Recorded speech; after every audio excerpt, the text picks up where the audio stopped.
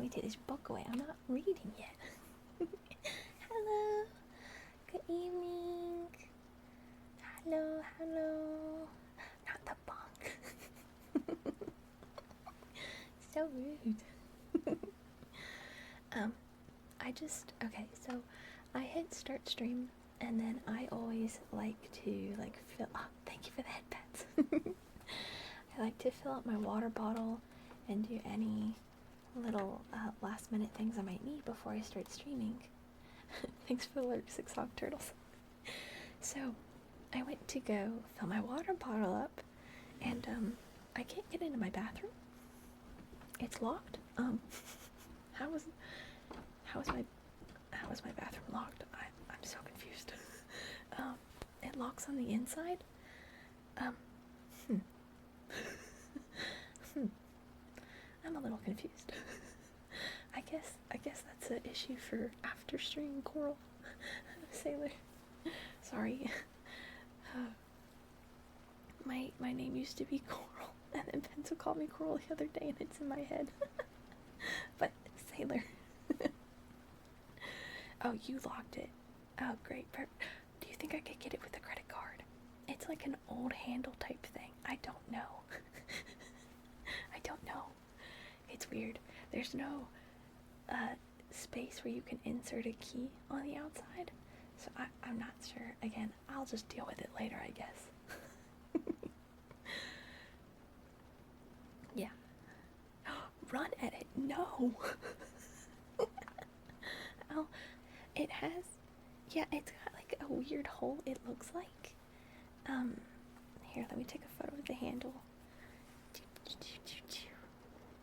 Patel. You think I could get it doesn't steal my credit card info.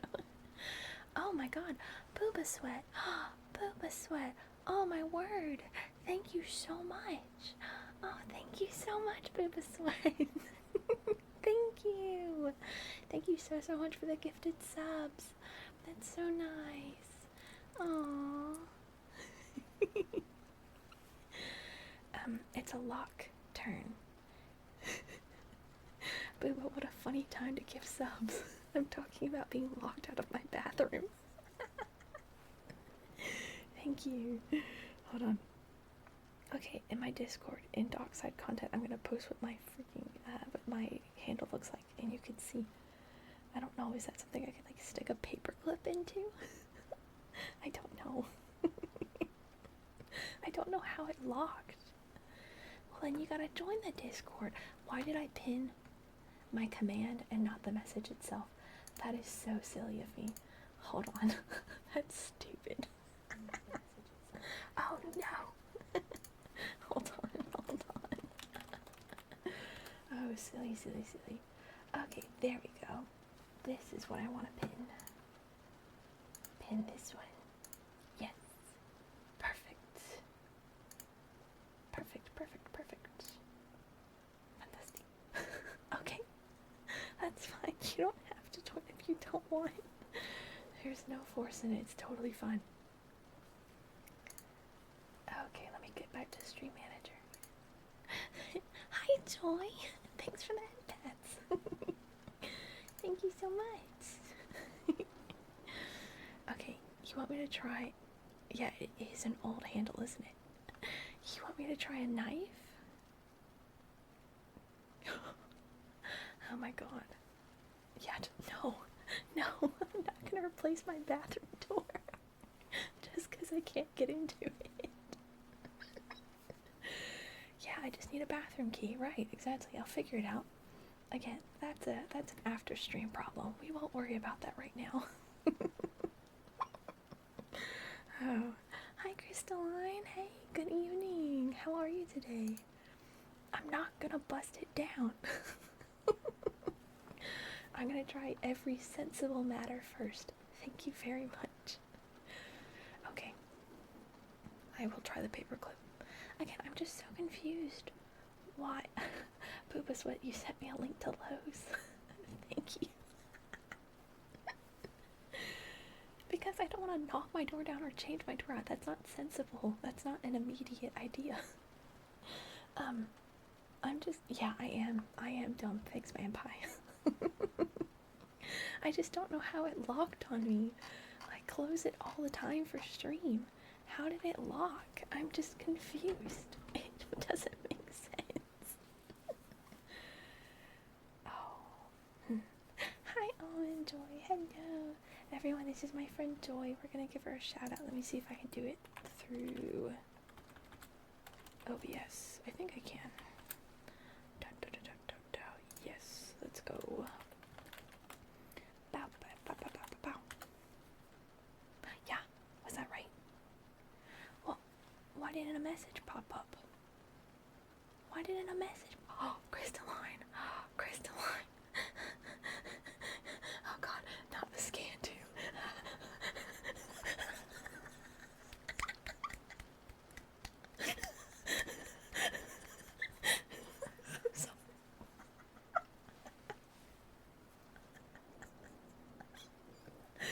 Okay, that was an amazing scan. Okay, anyways, Crystalline, holy guacamole. Oh my word, thank you so much for all the bits. Thank you. Here, I'm gonna put you up on my crew manifest. Oh, also Booba Sweat has to go up there. What am I doing? Hold on, I got this. Properties. Let me put Booba Sweat first. Booba Sweat. Perfecto. And gonna go right. You might be a little too big. You're gonna go right there. Oh, you're also way too light. I cannot make out that name. Let me change that. Properties. Come hither. Wait, if I make that black, is it any better? No? Hello? Why does that not change anything? Hello.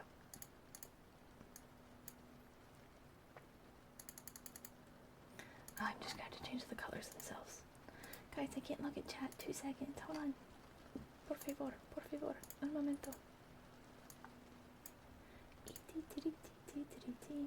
How's, no, that's way too blue. How's that? Yeah, much better. Alright, Booba, we're gonna adjust you to be right there. Perfect. Okay, and then I've got to put Crystalline, because that's so sweet. So sweet.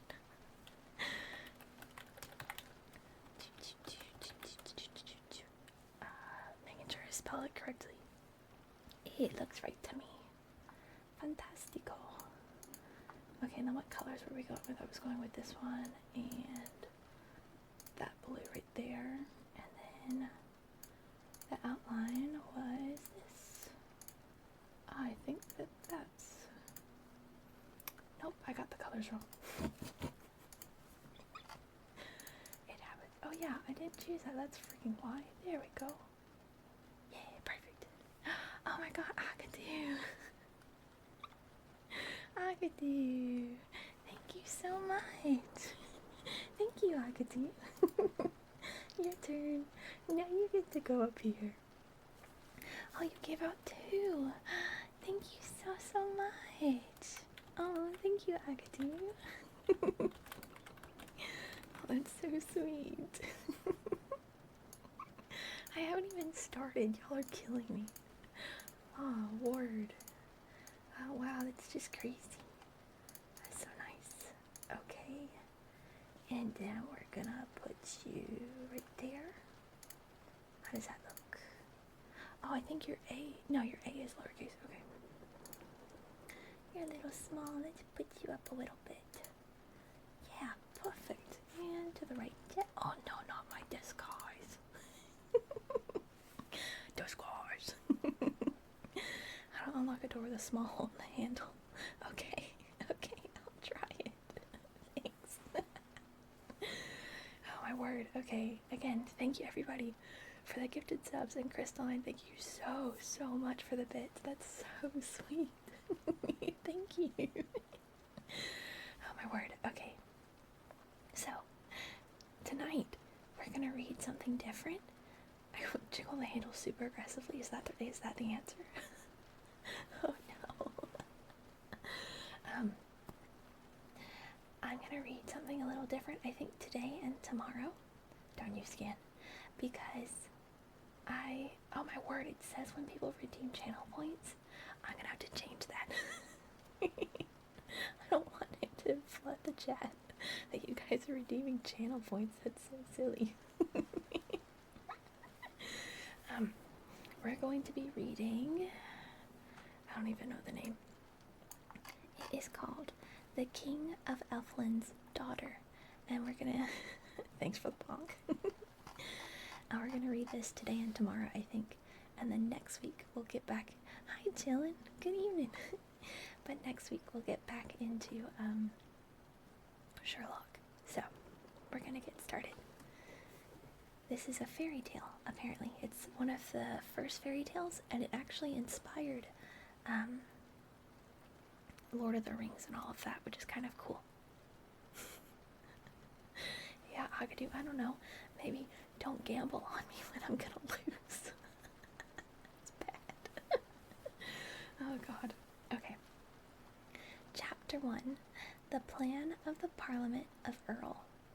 In their ruddy jackets of leather that reached to their knees, the men of Earl appeared before their lord, the stately, white-haired man in his long, red room. He leaned in his carven chair. He leaned in his carven chair and heard their spokesman. Thanks for the alert, Paul. Have a good night. Can you donate? Donate to what? Donate how? Okay. Yeah, it's Monday. So we do reading. Reading Mondays. It's technically Tuesday, but you know, good enough. And thus their spokesman said, "For 700 years, the chiefs of your race have ruled us well, and their deeds are remembered by the minor minstrels, living on yet in their little tinkling songs. And yet, oh, I forgot my book. And yet, the generations stream away, and there is no new thing." Oh my god, Agadu. Oh, that kills me. No, Crystalline, no. I'm just very surprised you want to. It's so sweet. That's very, very sweet. I'm glad you did, Agadu. I thought that was that's my favorite scan yet. That one was hilarious. My fave. And their deeds are remembered by the minor minstrels, living on yet in their little tinkling songs. Hi, Reiki-han. Thank you for the headpads. Good evening. And yet, the generations stream away, and there is no new thing.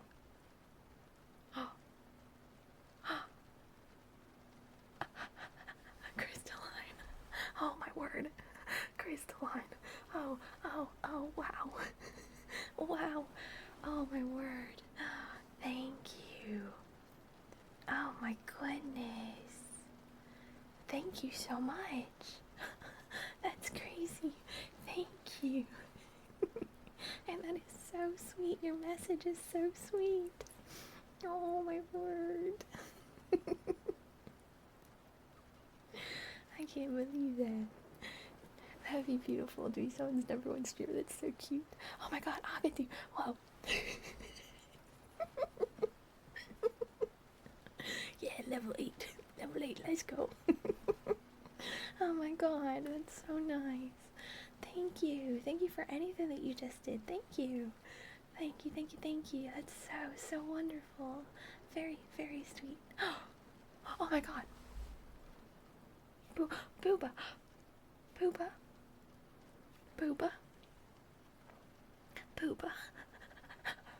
Oh my god. Booba Sweat, thank you. Wow. Oh my word. Thank you. Oh my word. Oh wow. Oh wow. Oh my word. Okay. Oh, that's crazy. Thank you. Thank you so much. Wow. Oh god, that's gonna be something I have to process after stream. Oh my word. That's crazy. Because, you know, like a stream deck is something that's so important for streaming. That is something I could use so easily and so well. Oh my god. Like I could use it right now to do shock eyes. I don't even know how to do shock eyes on my keyboard because I didn't pay attention to any of those hotkeys because it was too much to think about. But like with a stream deck, oh my god. Oh wow, thank you so much. Thank you, Booba. Thank you. I really appreciate it. Oh gosh, wow. Oh god, how do I just go back to reading after that? It's so sweet. Oh, word, okay. We just breathe. I'm gonna take a sip of water. Hold on. Wow. Thank you. Thank you to everybody. It's so nice. Okay. Oh, wow. Yeah, honestly, it's crazy. I really appreciate it. It's so nice. Oh, gosh, okay. I will try and get back to reading now. And yet, the generations stream away, and there is no new thing. Yeah, Benzo, welcome. Were you taking a nap? What would you, said the Lord. We would be ruled by a magic lord, they said. So be it, said the Lord. It is 500 years since my people have spoken thus in Parliament, and it shall always be as your Parliament saith. You have spoken, so be it. Oh god, Benzo. Hi, Arya. Good evening. Hello. Benzo, if you have a headache, then maybe you should be sleeping. Try and take a nap. Try and rest. Yeah. Okay, wait. So Arya's shout out worked. Hold on. I'm gonna. Benzo, can you give a shout out to Almond X Joy for me? My friend Joy over here. Her recent birthday. I hope it went well. It sounded like it did. I went to give her a shout out, and it popped her up at the top. Wait for the follow limit to end on Arya first. But it popped up at the top, but it didn't. Oh, never mind. But the message didn't pop up. But I'm glad it popped up now. Perfect. Oh, and you were last doing Overwatch. Oh, hell yeah. That's fun. Oh, gosh. Okay.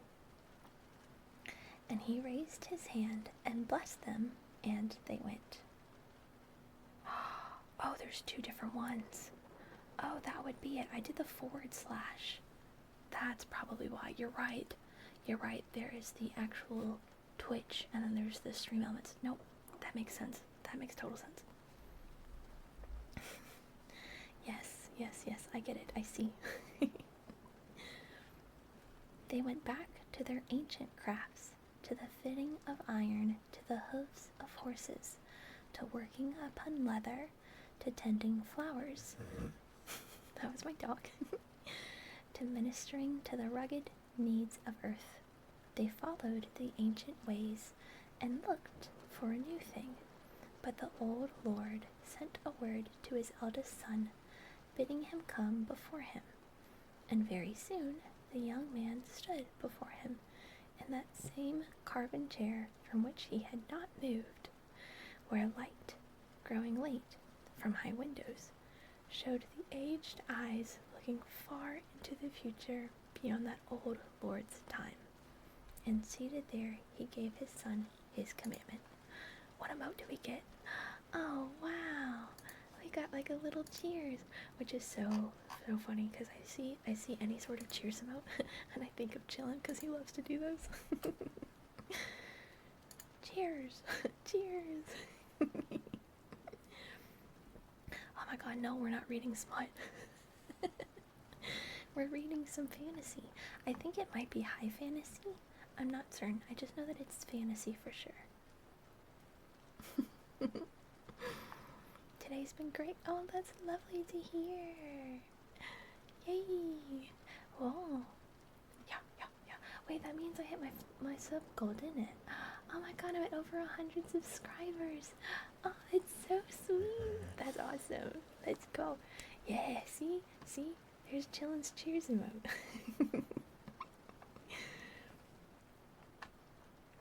Yay. Were you asking me, Crystalline, how my day was? If you were, my day was pretty good. I had work, and then work was easy. It was just a bunch of what I wanted to do, so I did a bunch of zoning, which is where I just make sure everything looks good. So it was a pretty easy day today, and I had a good one, honestly. So, yay.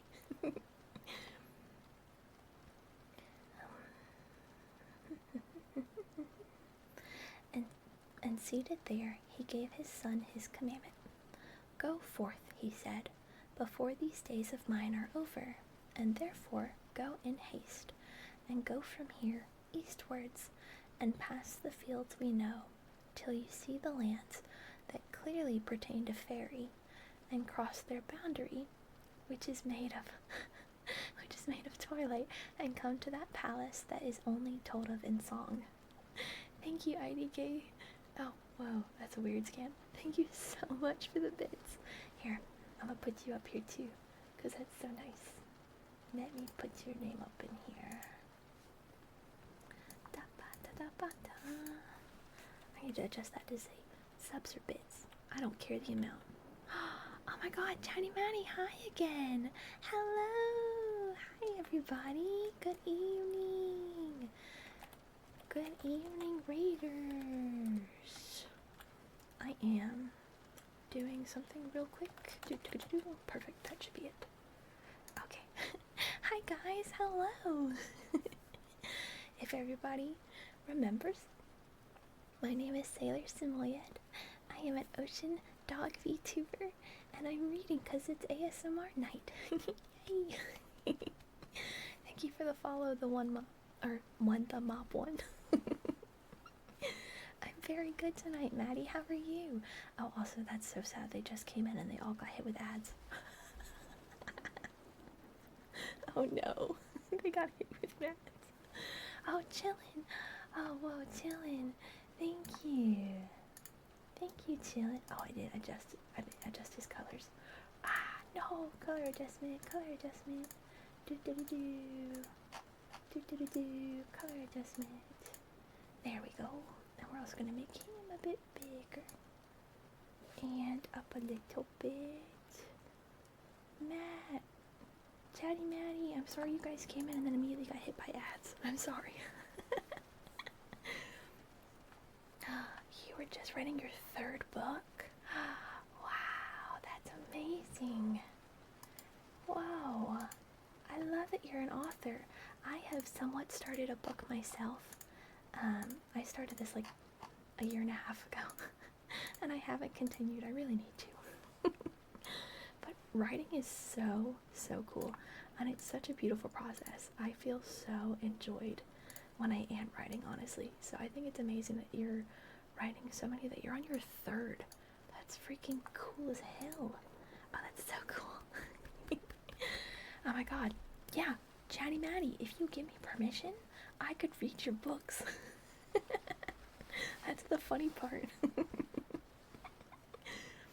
wrote a Google Doc against me. Tenzo. Oh, that's funny. Oh, heard he. It is far, and further still, the young man said, to return. Okay. I'm just making sure my stream didn't just die. It looks like it might have, but I think it's okay. Okay, I think my stream's okay. Okay, perfect. Even so, said, oh no, and further still, the young man said, to return, for distances in those fields are not as here. Did my stream end? It did end. Darn nabbit. Why did it die? It died for a fraction of a second. Oh my word. Well, guys, someone can get first again. Quick, get first. That's ridiculous. Yeah, Agadu, good job. Hi, Travi. Thank you so much for the follow. I appreciate it. Sigh. That'll be a mess for the VOD. Oh well, whatever. We'll figure it out. Even so, said his father. What do you bid me to do, said the son, when I come to that palace? And his father said, to wed the king of Elfland's daughter. Hi, Rusted Wrench. Thank you so much for the follow. I appreciate it. Good evening. The young man thought of her beauty and crown of ice, and the sweetness that fabulous runes had told was hers. Songs were sung of her on wild hills, where tiny strawberries grew at dusk and by early starlight, and if one sought the singer, no man was there. Sometimes only her name was sung softly over and over. Her name was Lyrizel? Lyrizel, maybe. Oh, Rusted. Thank you. That's so sweet. Thank you, thank you, thank you. Yeah, I see that. It honestly was dying for me myself. Like, it didn't even show up. Look, right there. I just got a Sailor is live. I hate that. Let me see if we can. How do we fix that?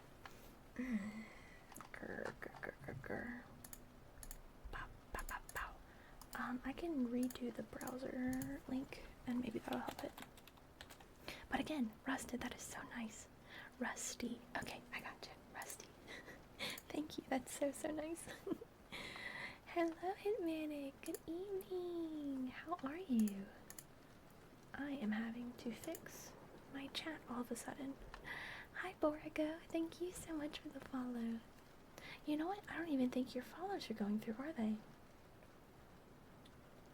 What's happening? Hold on. Let me double check it's not, just that I have to change.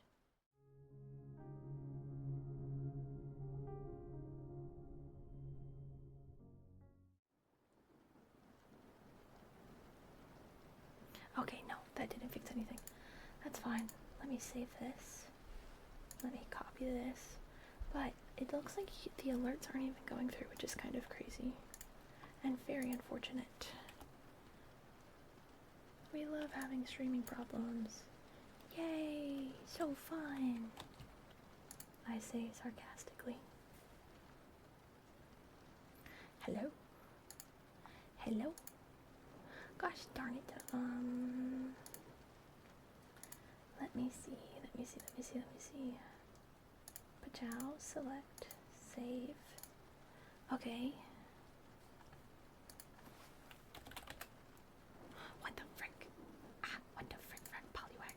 Save, copy URL, properties. Oh, my stream went offline and everything went down.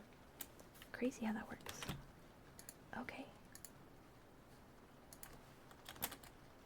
No. No. You have streaming problems a lot too. Yeah, it sucks. Yes, I'm an OBS. Yes. I did bully you from 2 different servers. You're right. Oh, that's funny. Good night, Rusty. Have a wonderful, wonderful evening. That's funny. Bleh. Yeah, OBS. I had issue with Streamlabs, I think it was. Oh, the hydrate.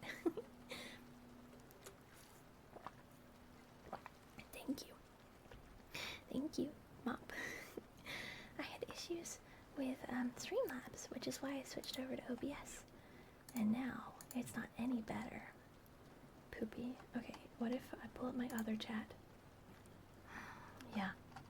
Alright, I got a backup chat. We'll just use this one, I guess. Grumble. But is it even up to date? It might not be. It might just be Stream Elements. That'd be stupid. It is. Wait. Oh, gosh darn it. Okay, it's just Stream Elements. Honestly, that's the issue. Wacky. Oh, it might need an update. I can definitely check that later. Okay, guys. Thank you so much for the headbands. Thank you, Rusty. Thank you. I don't cheat in every game I play with. You lie. Okay, so as a little backup, we could easily just create a quick little,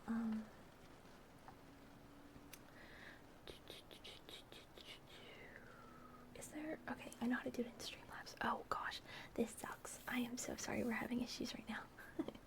Hold on, let me undo the book since we're not reading. Hold on, I'm trying to figure this out really quickly.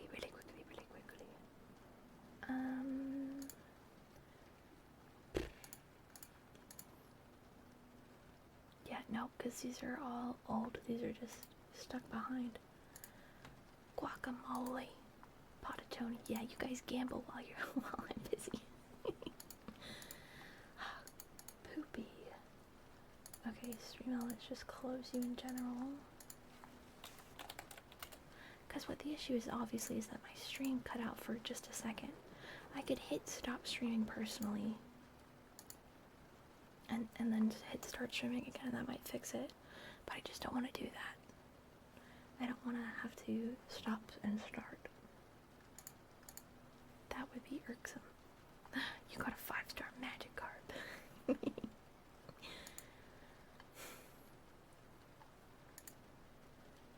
Custom setup. Okay, wait. Okay, these testings are going through. Look at those tests. Okay, look, it works. Okay, let's go, it works. Why is it gonna give you the stream elements, the raffle stuff too? Oh my god, this is a brand new chat. I'm gonna have to go through afterwards and fix stuff clearly.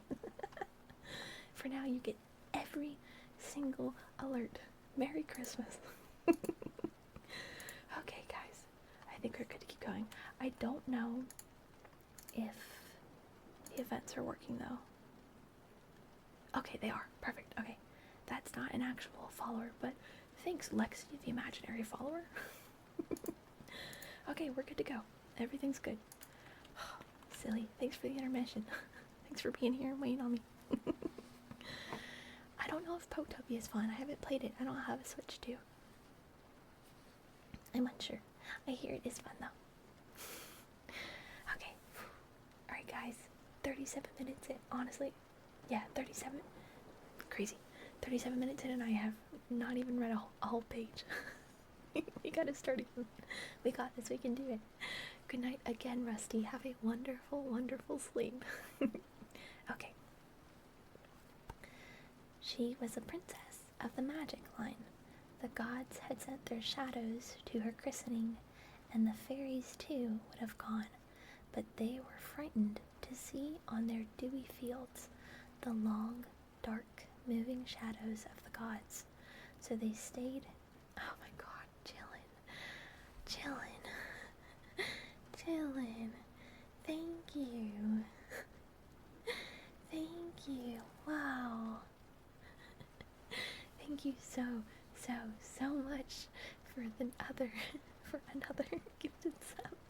That is so sweet. Thank you. And yay for Rusty. Yay. And Rip Benzo. Oh no, not Rip, you lived. No. Benzo died. Agadu lived. Yeah, that's right. That's how I like to see it. Bye, Benzo.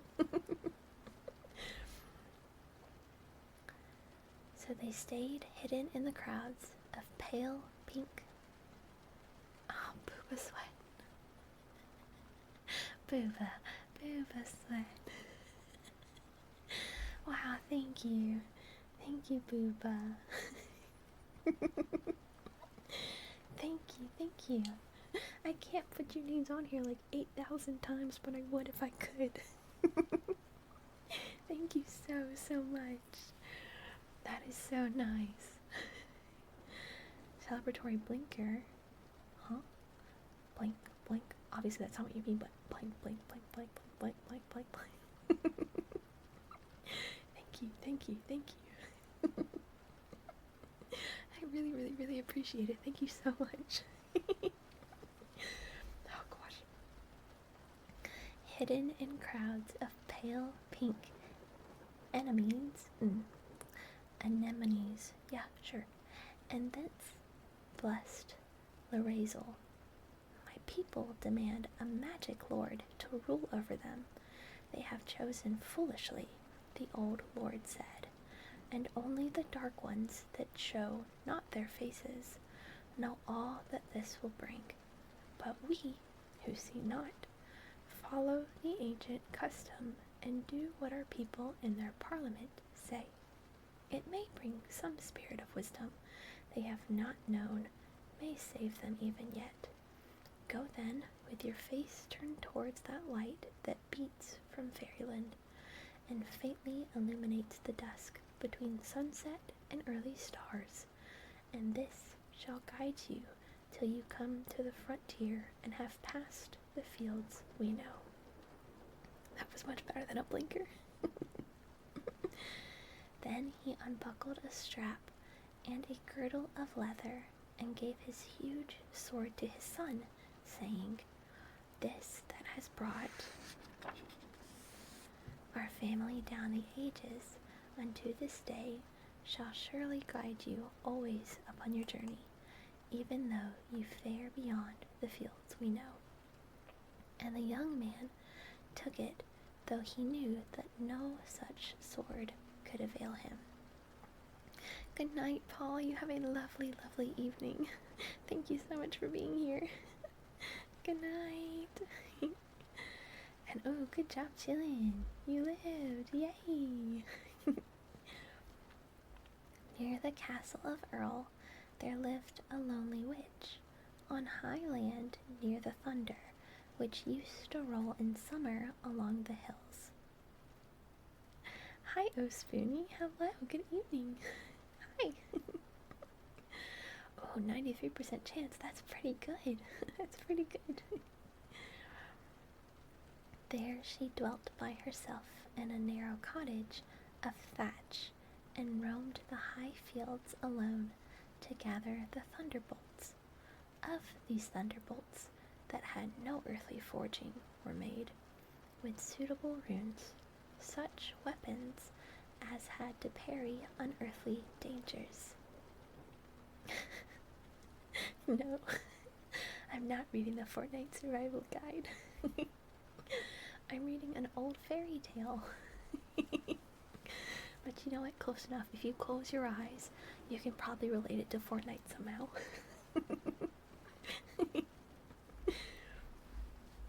And alone would roam the switch at certain tides of spring, taking the form of a young girl in her beauty, singing among tall flowers in gardens of Earl. She would go at the hour when hawk moths first pass from bell to bell, and of those few that had seen her was the son of the Lord of Earl. And though it was calamity to love her, though it wrapped men's thoughts away from all things true, yet the beauty of the form that was not hers had lured him to gaze at her with deep young eyes, till, whether flattery or pity moved her, who knows, that is mortal, she spared him whom her arts might well have destroyed, and changing instantly in that garden there, showed him the rightful form of a deadly witch. Yeah, that's true. There could be fairy tale skins in Fortnite. And even then, his eyes did not at once forsake her, and in the moments that his glance still lingered upon the withered shape that haunted the hollyhocks, he had her gratitude that may not be bought, nor won by any charms that Christians know. And she had beckoned to him, and he had followed, and learned from her on her thunder-haunted hill that on the day of need a sword might be made of metals not sprung from earth, with runes along it that would waft away certainly any thrust of earthly sword, and except for 3 master runes could thwart the weapons of Elfland. 32% stinky. Ugh. Okay. That's okay, Crystalline. Thank you so much for being here. And thank you again for all the bids. That was so sweet. Thank you so much. You have a wonderful, wonderful night. Good luck with all your paperwork. As he took his father's sword, the young man fought of the witch. It was scarcely dark in the valley when he left the castle of Earl and went so swiftly up the witch's hill that a dim light lingered yet on its highest heaths when he came near the cottage of the one that he sought, and found her burning bones at a fire in the open. I'm making sure you guys are all good. You are. Oh. Oh no, Rusty. Rusty, you only just now found out? Oh no, Rusty. You gotta get working on that. That's not good. And yeah, that was crazy. Level 8 hype train is insane. Thank you. Good night.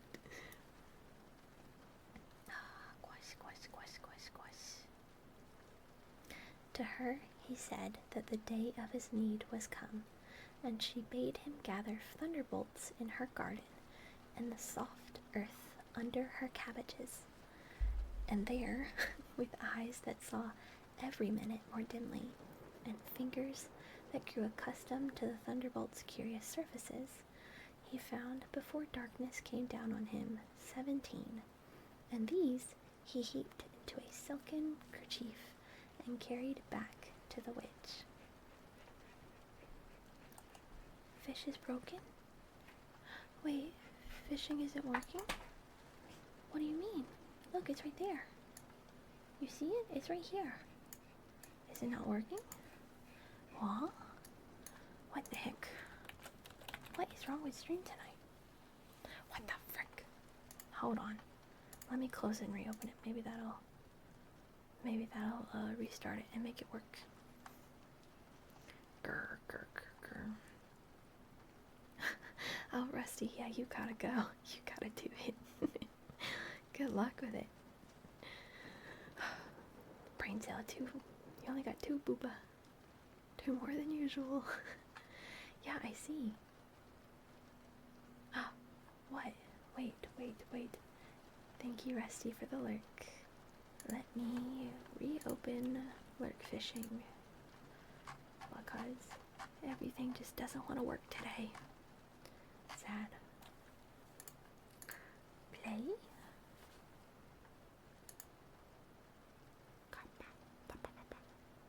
Am I using my elbows? Me? No. Okay, someone fish for me.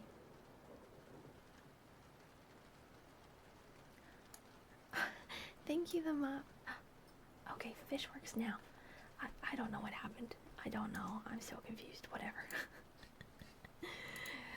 Good night, the mom. Thank you so much. Have a wonderful sleep. Good night. Good night. Good night. Not a scam. How am I clicking and typing with a book in my hands? That's a good question. That's a good... Oh my god, that is a horrible scam. No one look at that. No one look at that one. That's horrible. Don't look at it. Thank you so much. Let me eat your posies for the follow. Thank you. Thank you. Thank you. And good luck, Rusty. Good luck. Good luck. Oh, not the bonk. And the dumb sticky. Y'all are crazy. So rude. Oh my god. Got any Scooby snacks? I will stretch. Thank you. I love to stretch. Oh, that's so good. Thank you. Thank you. Thank you. Oh, and I hydrate. Okay. Thank you. In disguise. Y'all are beating me up. Okay. On the grass beside her, thank you for the headbands. He laid those strangers to earth. From a wonderful spaces they came to her magical garden, shaken by thunder from paths that we cannot tread. And though not in themselves containing magic, we were well adapted to carry what magic her runes could give. She laid the thigh bone of a materialist down and turned to those stormy wanderers. She arranged them in one straight row by the side of her fire, and over them then she toppled the burning logs and the embers, prodding them down with the ebon stick that is the scepter of witches, until she had deeply covered those 17 cousins of earth that had visited us from their ethereal home. Good luck.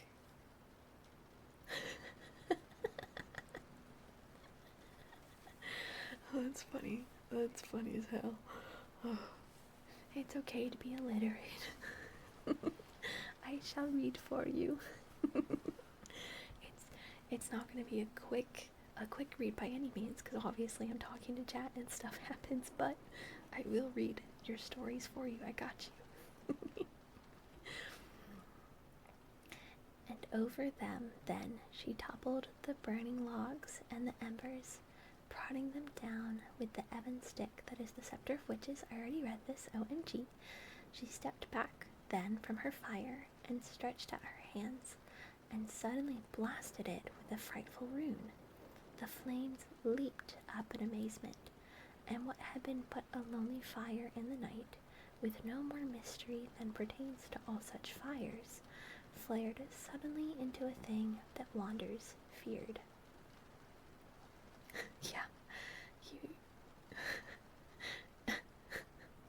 Powers. Illiterate. Yeah, alliterate. Perfect. Rusty. It doesn't help if you're going to be fishing. I think it's going to make you take longer. Oh, Lord. As the green flames, stung by her runes, leaped up, and the heat of the fire grew intenser, she stepped backwards further and further, and merely uttered... What is that? What is that at the top of Lord Bait Fishing? Okay, it went away. Who cares? And merely uttered her runes a little louder, the further she got from the fire. Yeah, ChatGPT for real. It'll help you. It'll help you for sure. She bade Alveric pile on logs, dark logs of oak, that lay there cumbering the heath, and at once, as he dropped them on, the heat licked them up, and the witch went on pronouncing her louder runes, and the flames danced wild and green, and down in the embers the 17, whose paths had once crossed earth's when they wandered free, knew heat again as great as they had known, even on desperate ride that had brought them here. And when Alveric could no longer come near the fire, and the witch was some yards from it shouting her runes, the magical flames burned all of the ashes away, and that portent that flared on this hill as suddenly ceased, leaving only a circle that sullenly glowed on the ground, like the evil pool that glares where thermite has burst, and flat in the glow, all liquid still, lay the sword.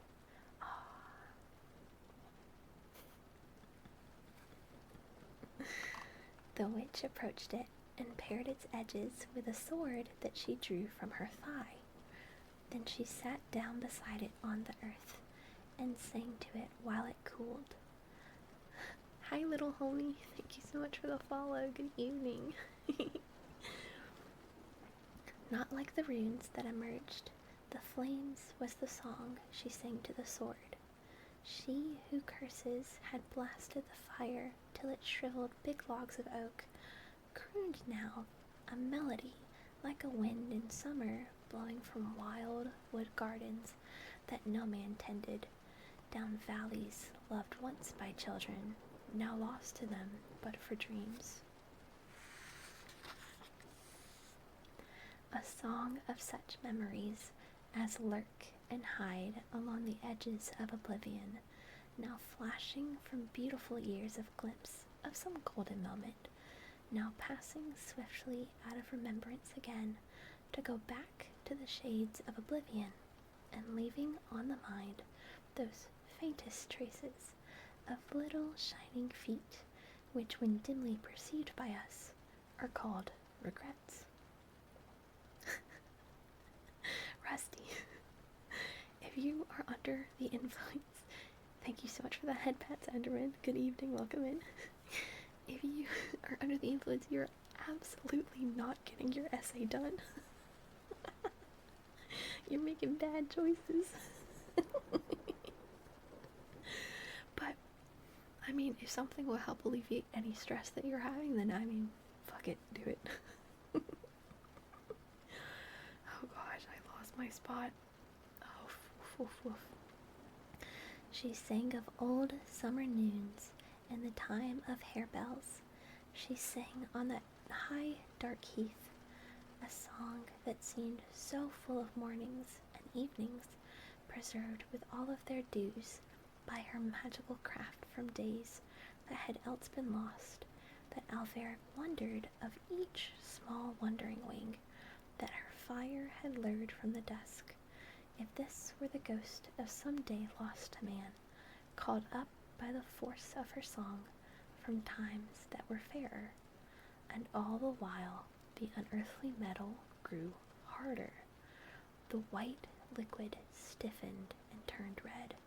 The glow of the red dwindled, and as it cooled, it narrowed.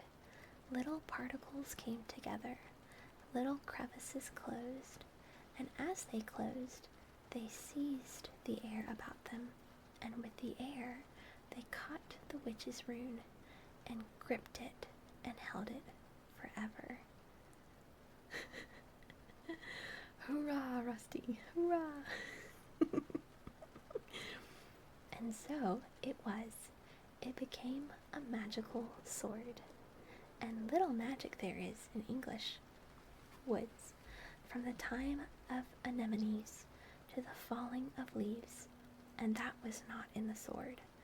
And little magic there is in southern downs that only sheep roam over, and quiet shepherds, that the sword had not too. And there was a scent of thyme in it, and sight of lilac, and the chorus of birds that sing before dawn in April, and the deep, proud splendor, oh my god, what is this word, of rhododendrons, and the litheness and laughter of streams, and miles of May. And by the time the sword was black, it was all enchanted with magic. No, Rusty, do not drive under the influence. That is bad. Nobody can tell you about that sword all that there is to be told of it, for those that know of those paths of space on which its metals once floated, till Earth caught them one by one as she sailed past on her own orbit, have little time to waste on such things as magic, and so cannot tell you how the sword was made, and those who know whence poetry is, Tom Sticky, and the need that man has for song, or know any one of the 50 branches of magic, have little time to waste on such things as science, and so cannot tell you whence its ingredients came. Enough that it was once beyond our earth, and was now here amongst our mundane stones, that it was once but as those stones, and now had something in it such as soft music has. Let those that can define it. No, I did not say drive to the casino. Also, darn, Agadoo 81? That's so low. Oh no, try again. Wait, let's ask the 8-ball. 8-ball, will Agadoo have a high number? Yes, yes, Agadoo, do it again. Yeah, I'm tired with my elbows, my real sharp elbows.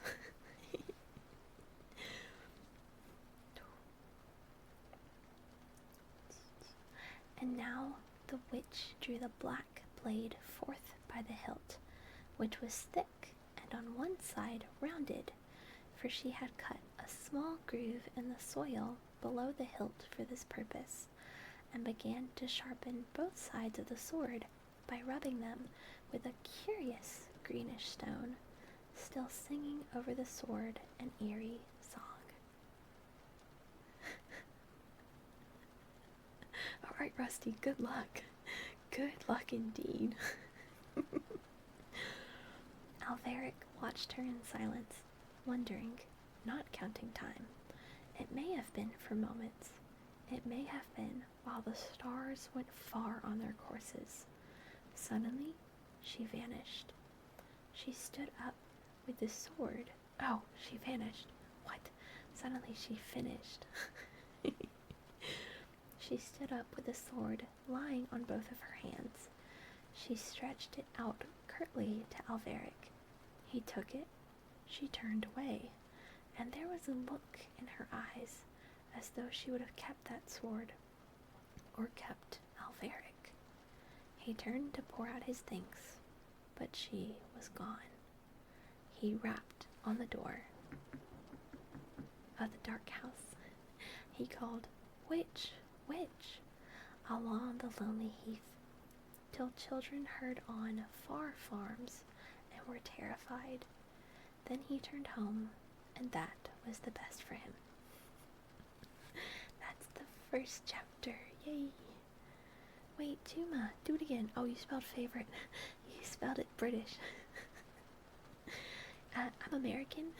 Thank you. Doesn't have jump scares. I didn't know. I'm so sorry. Nothing. Powers. Nothing, I swear. I'm just saying, I didn't spell it the British way. No, I don't. I spelled it the American way. Okay, give me a second. It's hot. I'm gonna go open up a window. I'm gonna try that before turning on my fan, because turning on my fan adds extra noise, and I'm trying to keep it as quiet as possible. So let me go open up a window and see if I can get some cool air. I know. Give me a second, though. Give me a second. Benzo, lay down. Take care of your headache. Absolutely. Have a good nap. Good sleep, whichever one you end up doing, and I hope you feel better.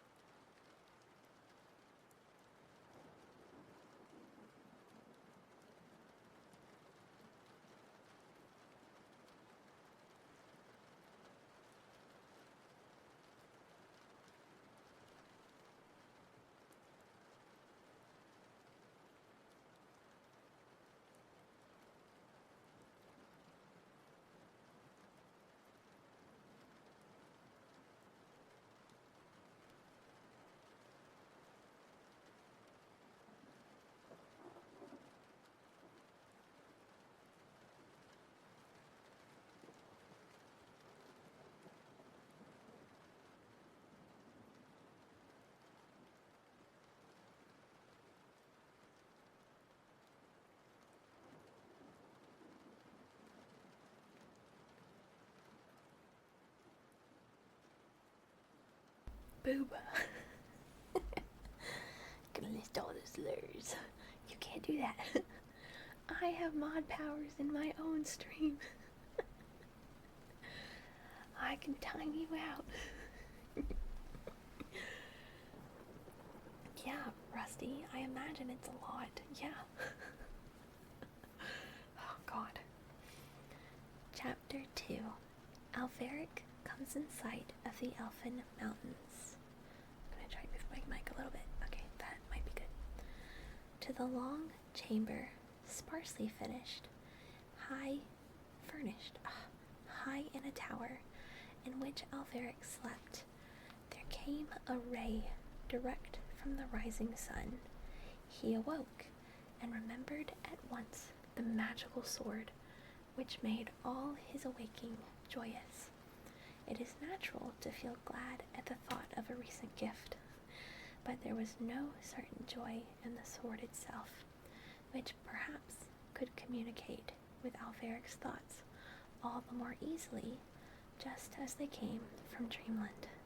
Hi Brennan, thanks for the like. Which was preeminently the sword's own country. But Hi, Three Time Tiger. Thank you so much for the follow. Good evening.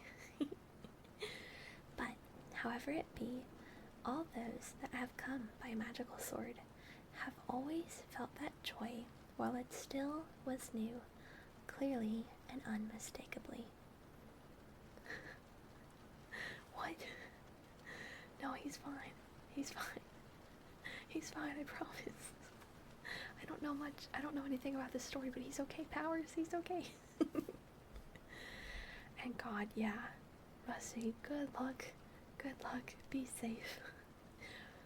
He had no farewells to make, but thought it better instantly to obey his father's command than to stay to explain why he took upon his adventure a sword that he deemed to be better than the one in his father's loved. So he stayed not even to eat, but put food in a wallet and slung over him by a strap a bottle of good new leather, not waiting to fill it, for he knew he should meet with streams, and wearing his father's sword, as swords are commonly worn, he slung the other over his back, with its rough hilt tied near the shoulder, and strode away from the castle and Vale of Earl. Yeah, this was written in like 1912 or something, so I don't know. Of money he took but little, half a handful of copper only, for use in the fields we know, for he knew not what coin or what means of exchange were used on the other side of the frontier of Twilight. Now, the Vale of Earl is very near to the border, beyond which there is none of fields we know. He climbed the hill and strode over the fields and passed through woods of hazel, and the blue sky shone on him merrily as he went by the way of the fields, and the blue light was as bright by his feet when he came to the woods, for it was the time of the bluebells.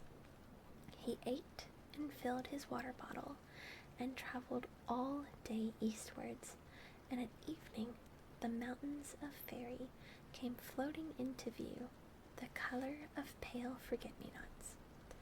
As the sun set behind Alveric, he looked at those pale blue mountains to see with what color their peaks would astonish the evening, but never a tint they took from the setting sun, whose splendor was gilding all the fields we know. Never a wrinkle faded upon their precipices, never a shadow deepened, and Alveric learned that for nothing that happens here is any change in the enchanted lands. He turned his eyes from the serene, pale beauty back to the fields we know, and there, with their gables lifting into the sunlight above deep hedgerows, beautiful with spring, he saw the cottages of earthly men. Past them he walked, while the beauty of evening grew, with songs of birds, and scents wandering from flowers, and odors that deepened and deepened, and evening decked herself to receive the evening star. But before that star appeared, the young adventurer found the cottage he sought, for, flapping above its doorway, he saw the sign of huge brown hide with outlandish letters in gilt, which proclaimed the dweller below to be a worker in leather. An old man came to the door when Alveric knocked, little and bent with age, and he bent more when Alveric named himself, and the young man asked for a scabbard for his sword, yet said not what his sword was. And they both went into the cottage where the old wife was, by her big fire, and the couple did honor to Alveric. The old man then sat down near his thick table, whose surface shone with smoothness wherever it was not pitted by little tools that had drilled through pieces of leather all that man's lifetime, and in the times of his fathers.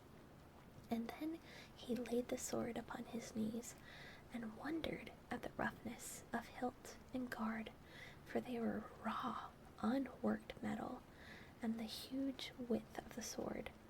And then he screwed up his eyes and began to think of his trade.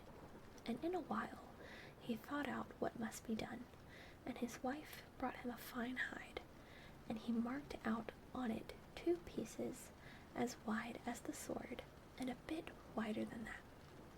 And any questions he asked concerning that wide, bright sword, Alveric somewhat parried, for he wished not to perplex his mind by telling him all that it was. He perplexed that old couple enough a little later, when he asked them for lodging for the night. And this, thanks for the lead powers, have a good night. And this they gave him, with as many apologies as if it were they that had asked a favor, and gave him a great supper out of their cauldron, in which boiled everything that the old man snared. But nothing that Alveric was able to say prevented them giving up their bed to him, and preparing a heap of skins for their own night's rest by the fire. And after their supper, the old man cut out the 2 wide pieces of leather. Hi, Autistic Otter. Yes, that's correct. Thank you so much for following. I hope you're having a good night. With point at the end of each, and began to stitch them together on each side. And then Alveric began to ask him of the way, and the old leather worker spoke of north and south and west, and even of northeast, but of east or southeast he spoke never a word. He dwelt near the very edge of the fields we know, yet of any hint of anything lying behind them, he or his wife said nothing. Where Alveric's journey lay upon the morrow, they seemed to think that the world ended. Hold on, I'll read that in a second. I got a Western rifle. Good jowl. I'm good with that, Rusty. I'm okay with that. That's very sweet of you. Thank you. And pondering afterwards, in the bed they gave him, all that the old man had said, Alveric sometimes marveled at his ignorance, and yet sometimes wondered if it might have been skill by which those 2 had avoided all the evening any word of anything lying to the east or southeast of their home. He wondered if in his early days the old man might have gone there, but he was unable even to wonder what he had found there if he had gone. Then Alveric fell asleep, and dreams gave him hints and guesses of the old man's wanderings in fairyland, but gave him no better guides than he had already, and these were the pale blue peaks of the Elfland mountains. The old man woke him after he had slept long. When he came to the day room, a bright fire was burning there.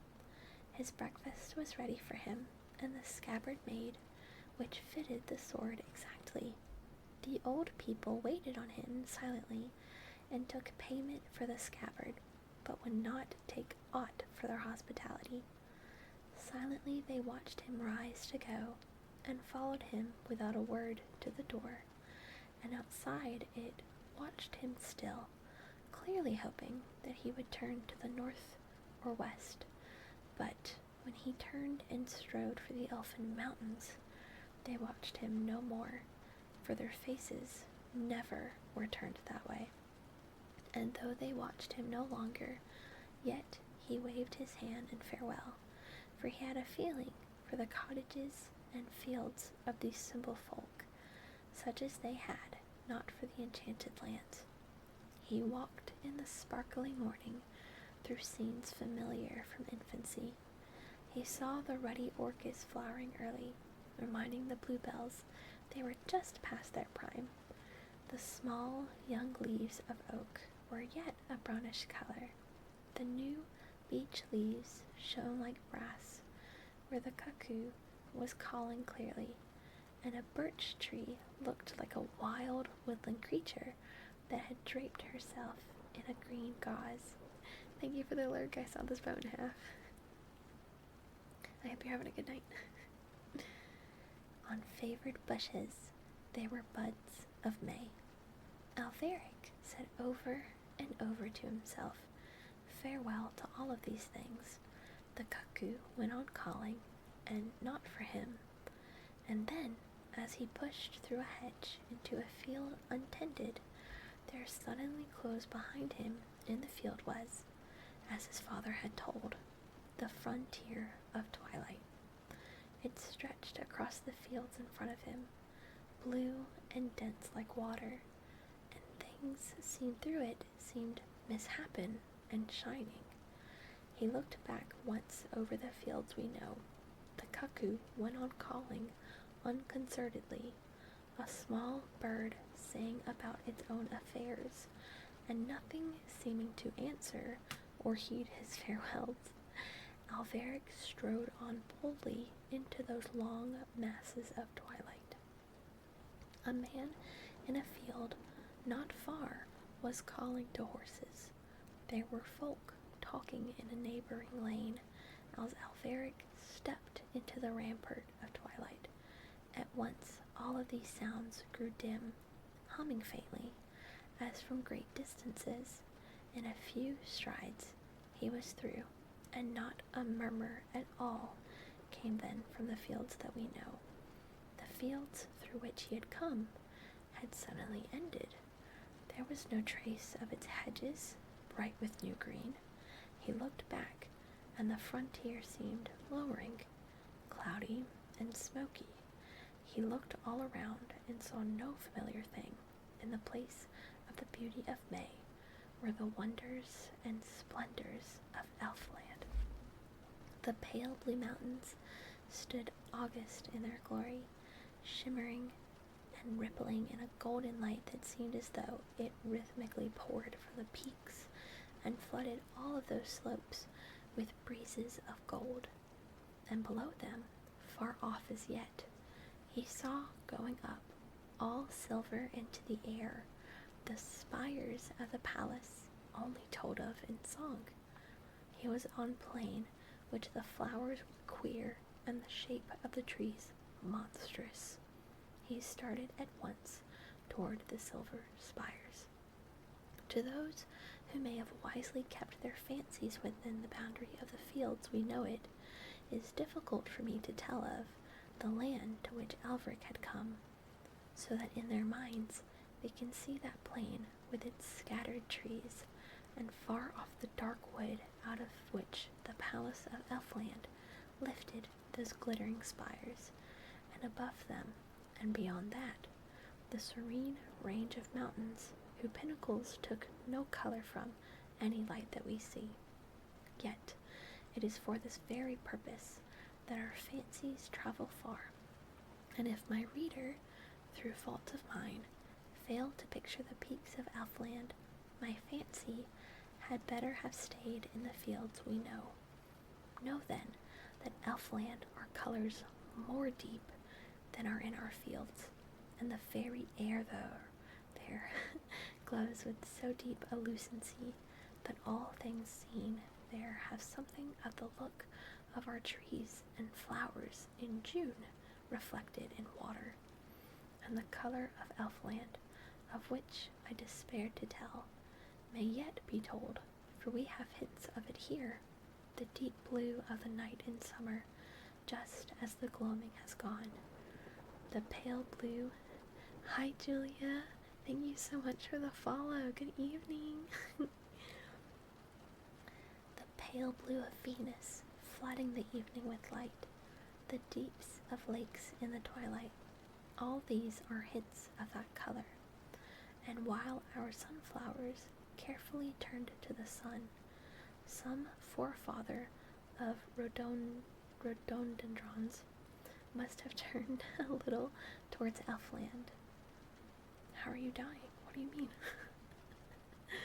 So that some of that glory dwells with them to this day.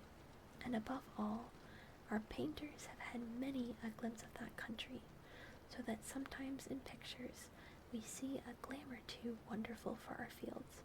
It is a memory of theirs that intruded from some old glimpse of that pale blue mountains, while they sat at easels painting the fields we know. Hi, Julia. Yes, I am well. Thank you so much. I hope you're well too. Thank you, thank you. So, Alferic strode on through the luminous air of that land, whose glimpses, dimly remembered, are inspirations here, and at once he felt less lonely, for there is a barrier. Dylan! Oh, Dylan! Thank you. Thank you, thank you, thank you, thank you, thank you.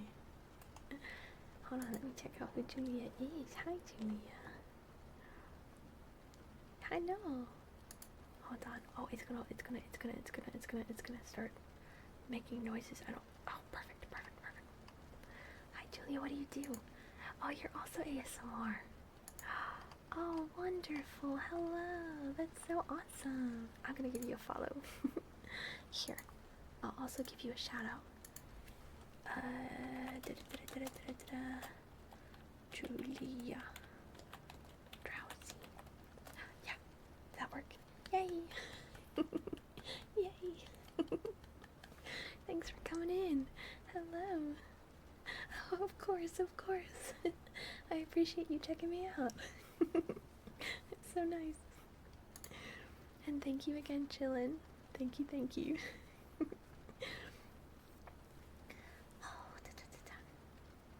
And at once he felt less lonely, for there is a barrier in the fields we know, drawn sharply between men and all other life,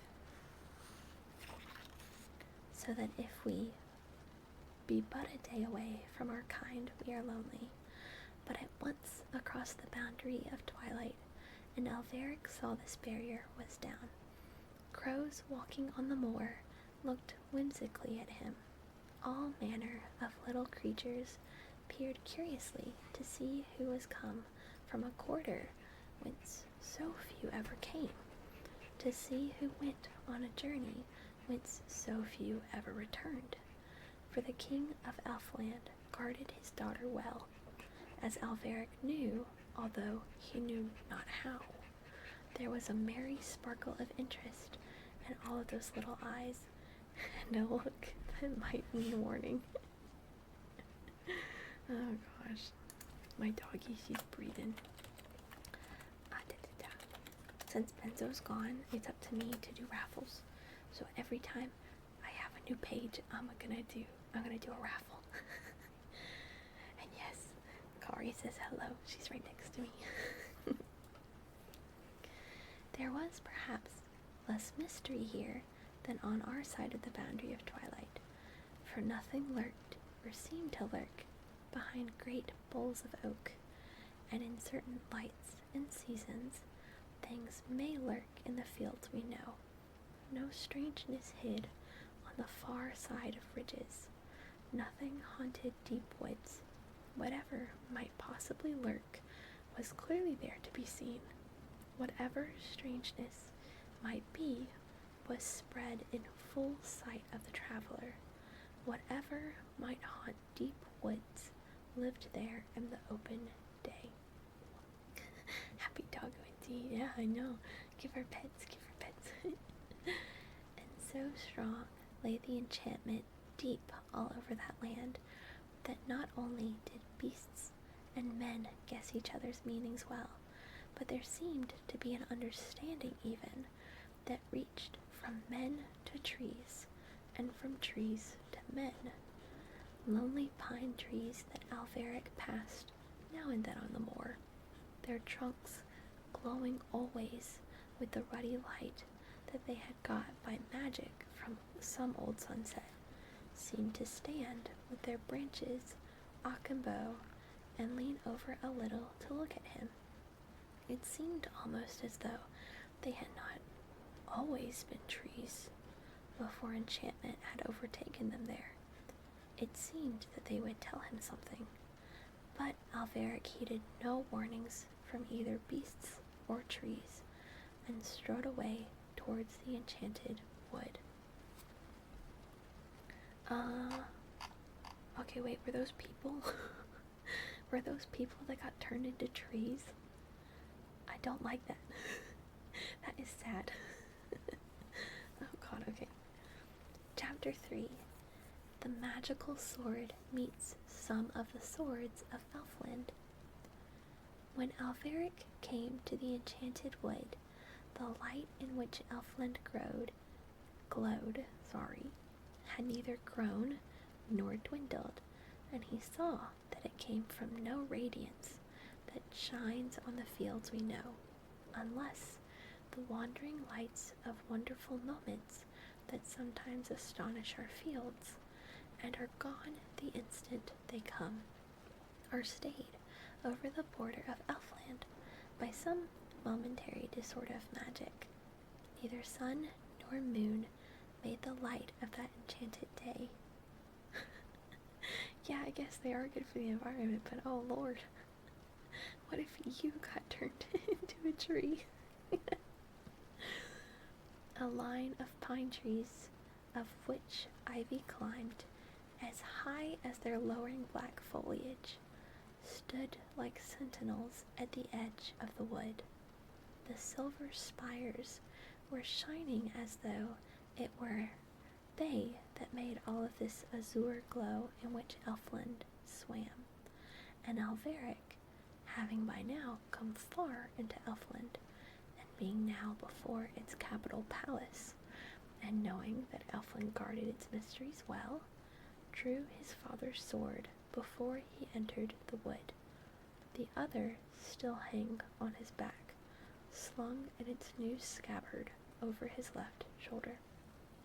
And the moment he passed by one of those guardian pine trees, the ivy that lived on it unfastened its tendrils, and rapidly letting itself down, came straight for Alveric and clutched at his throat.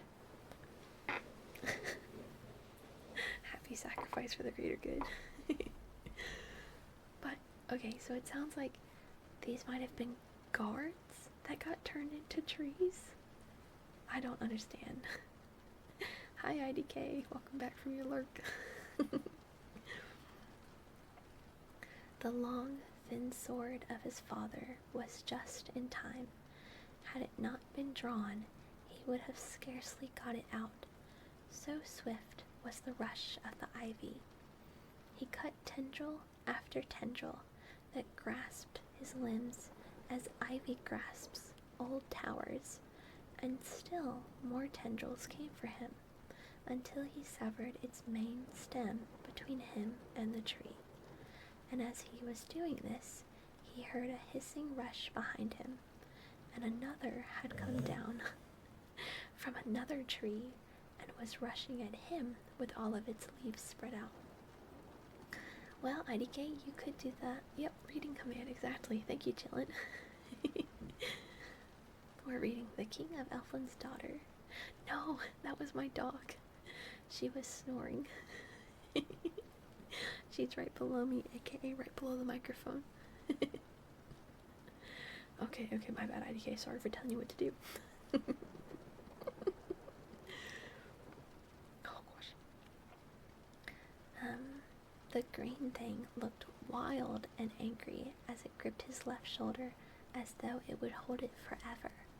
But Alveric severed those tendrils with a blow of his sword, and then fought with the rest, while the first one was still alive, but now too short to reach him, and was lashing its branches angrily on the ground. And soon as the surprise of the attack was over, and he had freed himself of the tendrils that had gripped him, Alveric stepped back till the ivy could not reach him, and he could still fight it with his long sword. The ivy crawled back then to lure Alveric on, and sprang at him when he followed it. But, terrible though the grip of ivy is, that was a good, sharp sword, and very soon Alveric, all bruised though he was, had so locked his assailant that it fled back up its tree. Then he stepped back and looked at the wood in the light of his new experience, choosing a way through. He saw at once that in the barrier of pine trees, the two in front of him had their ivy so shortened in the fight that if he went midway between the two, of the ivy of neither would be able to reach him. He then stepped forward, but the moment he did so, he noticed one of the pine trees move closer to the other. He knew then that the time was come to draw his magical sword. So he returned his father's sword to the scabbard by his side and drew out the other over his shoulder and, going straight up to the tree that had moved, swept at the ivy as it sprang at him, and the ivy fell all at once to the ground, not lifeless, but a heap of common ivy. And then he gave one blow to the trunk of the tree, and a chip flew out, not larger than a common sword would have made, but the whole tree shuddered, and with that shudder disappeared at once a certain ominous look that the pine had had, and it stood there an ordinary unenchanted tree. Then he stepped on through the wood with his sword drawn. Okay, so it sounds like his sword removes magical properties, which is very, very interesting and very, very convenient. He had not gone many paces when he heard behind him a sound like a faint breeze in the treetops, yet no wind was blowing in that wood at all. He looked round, therefore, and saw that the pine trees were following him. They were coming slowly after him, keeping well out of the way of his sword, but to left and right they were gaining on him, so that he saw he was being gradually shut in by a crescent that grew thicker and thicker as it crowded amongst the trees that it met on the way and would soon crush him to death. Alveric saw at once that to turn back would be fatal, and decided to push right on, relying chiefly on speed, for his quick perception had already noticed something slow about the magic that swayed the wood, as though whoever controlled it... Hi Swanky, thank you so much for being here for 5 streams in a row. Let's go. Wifey. Oh, thank you for the headbands. Weather. Yep. Up. Okay, I know exactly where I was. Gosh darn it. For his quick perception had already noticed something slow about the magic that swayed the wood, as though whoever controlled it were old or weary of magic, or interrupted by other things. So he went straight ahead, hitting every tree in his way, whether enchanted or not. A blow with his magical sword, and the runes that ran in that metal from the other side of the sun were stronger than any spells that were there in that wood. Great oak trees with sinister boles drooped and lost all of their enchantment as Alveric flashed past them with a flick of that magical sword. He was marching faster than the clumsy pines, and soon he left in that weird and eerie wood a wake of trees that were wholly unenchanted, that stood there now without hint of romance or mystery even. And all of a sudden he came from the gloom of the wood to the emerald glory of the Elf King's lawns. Again, we have hints of such things here. Imagine lawns of hours just emerging from night, flashing early lights from their dewdrops. When all of the stars have gone, bordered with flowers that just begin to appear, their gentle colors all coming back after night, untrodden by any feet except the tiniest and wildest, shut off from the wind, and the world by trees in whose fronds is still darkness. Picture these waiting for the birds to sing. There is almost a hint there sometimes of the glow of the lawns of Elfland, but then it passes so quickly that we can never be sure. More beautiful than aught our wonder guesses, more than our hearts have hoped, were the dewdrop lights and twilights in which these lawns glowed and shone. And we have another thing by which to hint of them, those seaweeds or sea mosses that drape Mediterranean rocks and shine out of blue-green water for gazers from dizzy cliffs. More like sea floors were these lawns than like any land of ours, for the air of Elfland is thus deep and blue. At the beauty of these lawns, Alveric, yeah, there you go, 159. That's not bad. Alveric stood gazing as they shone through twilight and dew, surrounded by the mauve and ruddy glory of the massed flowers of Elfland, beside which our sunsets pale and our orchids droop, and beyond them lay like night the magical wood. Yep, case in point. Unfortunate. And jutting from that wood, with glittering portals all open wide to the lawns. Okay, I was making sure I didn't miss a sentence. With windows more blue than our sky on summer's nights, as though built of starlight, shone that palace that may be only told of in song. As Alveric stood there with his sword in his hand, let me make sure there's not a cat at my door. 1 second.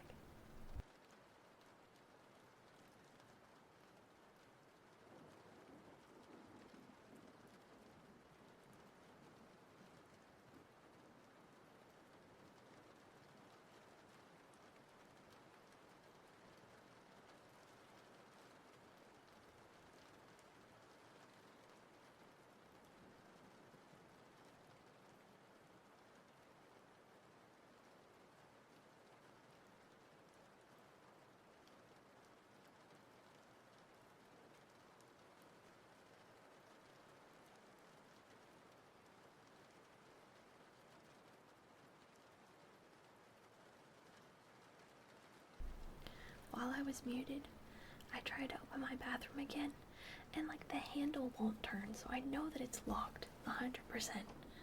It's not that it's stuck, it's that it's genuinely locked. How did it lock? How did it lock itself? I don't understand. Anyways, there was a cat at my door, so. Wait, okay.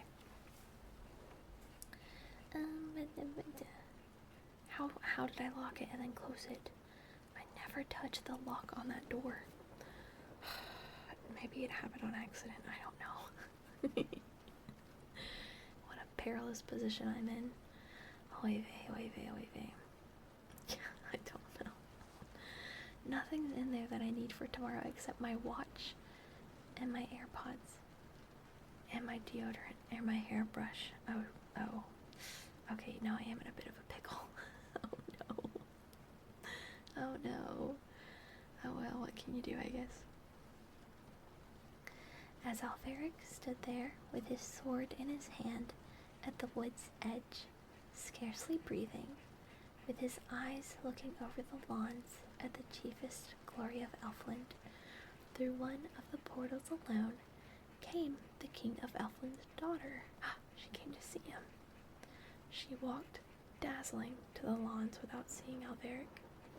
Her feet brushed through the dew and the heavy air and gently pressed for an instant the emerald grass, which bent and rose as our harebells when blue butterflies light and leave them, roaming carefree along the hills of chalk.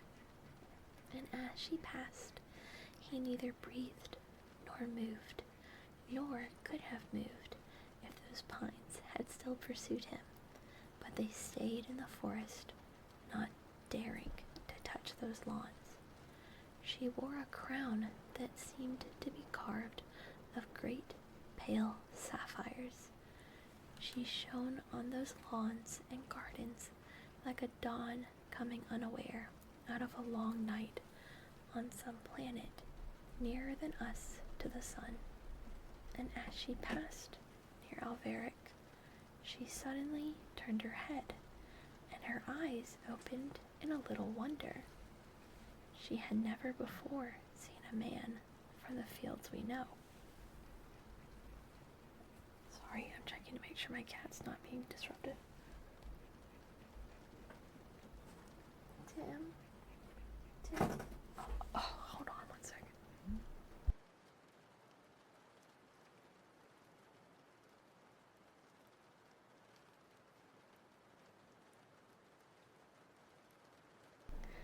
Hi, KG. Ralex Lobo, maybe? 19. Thank you so much for the follow. Hi, good evening.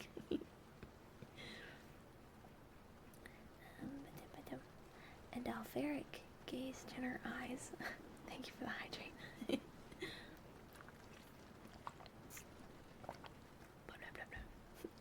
Thank you for the headpads. Yay. Headpads. Yes, actual headpads. Let's go. Thank you. And Alveric gazed in her eyes, all speechless and powerless still. It was indeed the Princess Lyrazel in her beauty, and then he saw that her crown was not of sapphires, but ice. "Who are you?" she said, and her voice had the music that, of earthly things, was most like ice in thousands of broken pieces, rocked by a wind of spring upon lakes in some northern country. And he said, "I come from the fields that are mapped and known." And then she sighed for a moment for those fields, for she had heard how life beautifully passes there, and how there are always in those fields young generations, and she thought of the changing seasons and children of age of which elfin minstrels had sung when they were told of earth. And when he saw her sigh for the fields we know, he told her somewhat of that land whence he had come, and she questioned him further, and soon he was telling her tales of his home and of the Vale of Earl, and she wondered to hear of it, and asked him many questions more, and then he told her all that he knew of earth, not presuming to tell earth's story from what his own eyes had seen in his bare score of years, but telling those tales and fables of the way of beasts and men that the folk of Earl had drawn out of the ages, and which their elders told by the fire at evening when children asked of what happened long ago. Thus, on the edge of those lawns where, whose miraculous glory was framed by flowers we have never known, with the magical wood behind them, and that palace shining near, which may only be told of in song, they spoke of the simple wisdom of old men and old women, telling of harvests and blossoming of roses and May, of when to plant in gardens, of what animals knew. 37 is good. You smell pretty decent. How to heal, how to sow, how to thatch, and of which of the winds in what seasons blow over the fields we know. Hi, Emmy. Good evening. Hello. Let me shout you out. Ka-chow, ka-chow, ka-chow. Oh, that's it. There, that should be it. Yes. No, of course I will. Thanks for popping in. Many thanks. Oh, Timmy, no, baby, you cannot jump on my lap. Thank you. Thanks for being here. I saw you were streaming earlier. I hope your stream went well.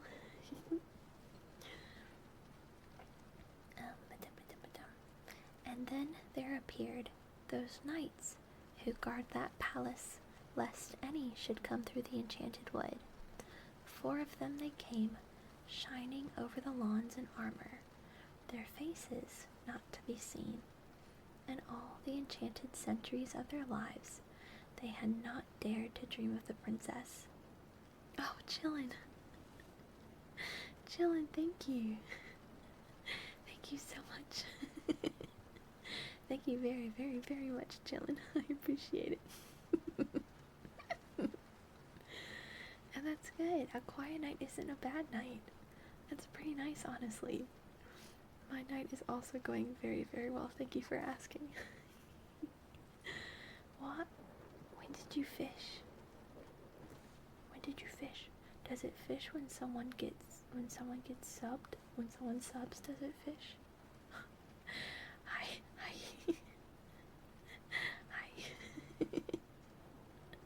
Hi, Jaeger. What's up? I do need more emotes. I was waiting on my official reference sheet to get finished. It just finished. If not yesterday, 2 days ago.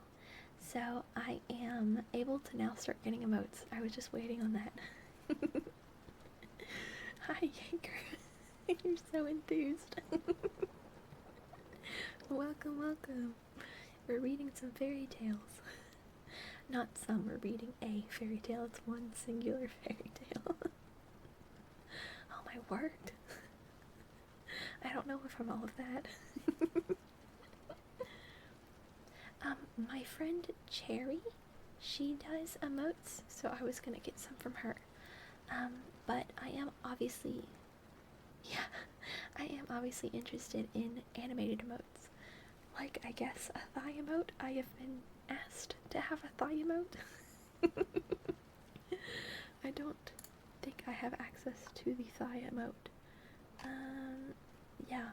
Darn, my sub to Arya, it did not renew. Thus, oh my god, Big Boss. Oh, Big Boss. Wow. Be careful about what? Thank you so much, Big Boss. Thank you. I don't know if I have room for you on the crew manifest. So you know what? We're gonna put you up at the top of it. Screw it. YOLO.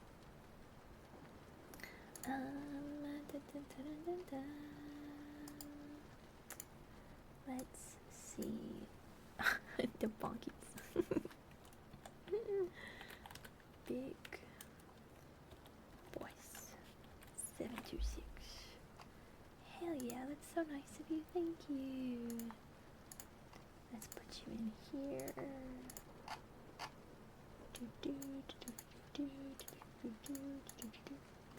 Alright, yeah, we're gonna put you... Where do you want? You know what, Big Boss? Where do you want to go? You can go anywhere.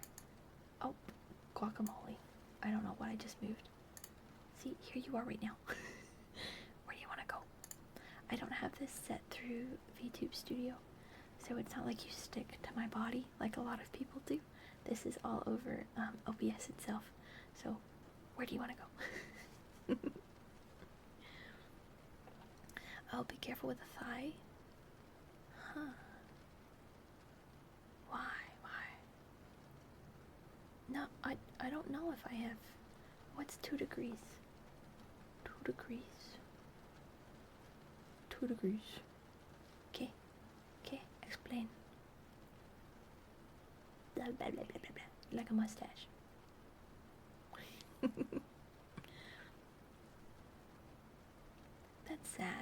That's sad, poopy. But boss, what is 2 degrees? Oh, okay, so you're saying you want to go in the second spot? Okay, we'll put you in second.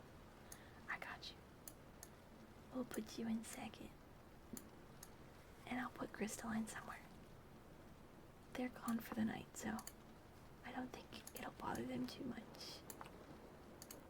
Okay, Crystalline can go, see, I would put you guys here, but then you cover the word's name on and it doesn't work as well.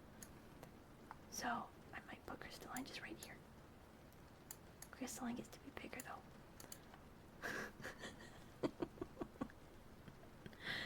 Next to you? You guys are just gonna share spots.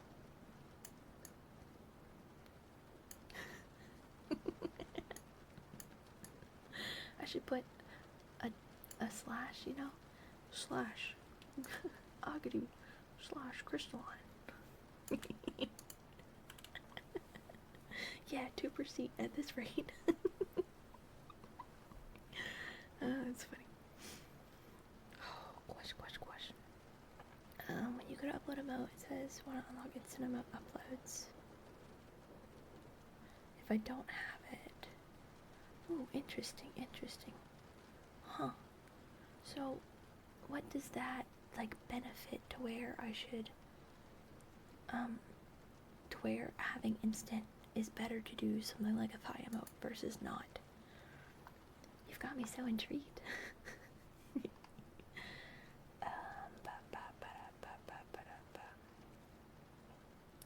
Okay, hold on. In all the enchanted centuries of their lives, they had not dared to dream of the princess. Why did I just say princess? P-W-I. Of the princess. They had never bared their faces when they knelt armed before her, yet they had sworn an oath of dreadful words that no man else should ever speak with her, if one should come through the enchanted wood. With this oath now on their lips, they marched towards Alveric. Oh, okay. Interesting. Very interesting to know, Emmy. Okay, I will keep that in mind.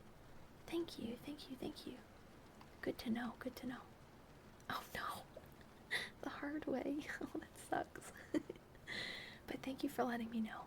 That is definitely something that I will keep in mind. Because I do know that they do have to get approved. At last time I tried, which was when I had only been streaming for like 3 weeks. So I haven't tried recently. But I get you. If it has to go through a review, I should probably avoid it. Understood. Got it. Thank you. Lyrazel looked at them sorrowfully, yet could not halt them, for they came by command of her father, which she could not avert. And, well, she knew that her father might not recall his command, for he had uttered it ages ago at the bidding of fate. Alveric looked at their armor, which seemed to be brighter than any metal of ours, as though it came from one of those buttresses near, which are only told of in song. Then he went towards them, drawing his father's sword, for he thought to drive its slender point through some joint of the armor. The other he put into his left hand.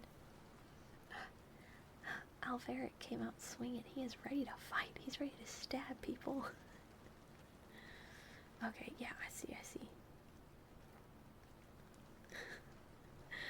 That's very unfortunate that happened, but I really appreciate you taking that learning opportunity for you and telling me so that I know. That is very, very nice of you. Thank you, Emmy. It is something I will absolutely keep in mind, and if I don't have, I would rather risk not upsetting anything, because I can imagine that a thigh emote might be a little controversial for Twitch. They're very strange. Oh, thank you. Thank you so much. I love her too. She's so sweet. I can't remember either, but I mean, I don't doubt that you did, because you're just nice like that. Thank you again, though. Thank you. Oh yeah, thank you. The blues, they're cute as hell. I like your model. I like that she's 3D, and that she's got all of her like blue going on. It's very cohesive. It's very, very cute. Your model is very cute too. As the first, oh, and your little gloves, like your little lace gloves. I love them. As the first night struck. Yes, I did post it, but I was actually thinking earlier that I need to post it in like announcements. I will do that after stream. It is pinned in my doc side content. Yep, there you go. As the first night struck, Alveric parried and stopped the blow, but there came a shock like lightning into his arm, and the sword flew from his hand, and he knew that no earthly sword could meet the weapons of Elfland, and took the magical sword in his right hand. With this, he parried the strokes of the Princess Lyrazel's guard.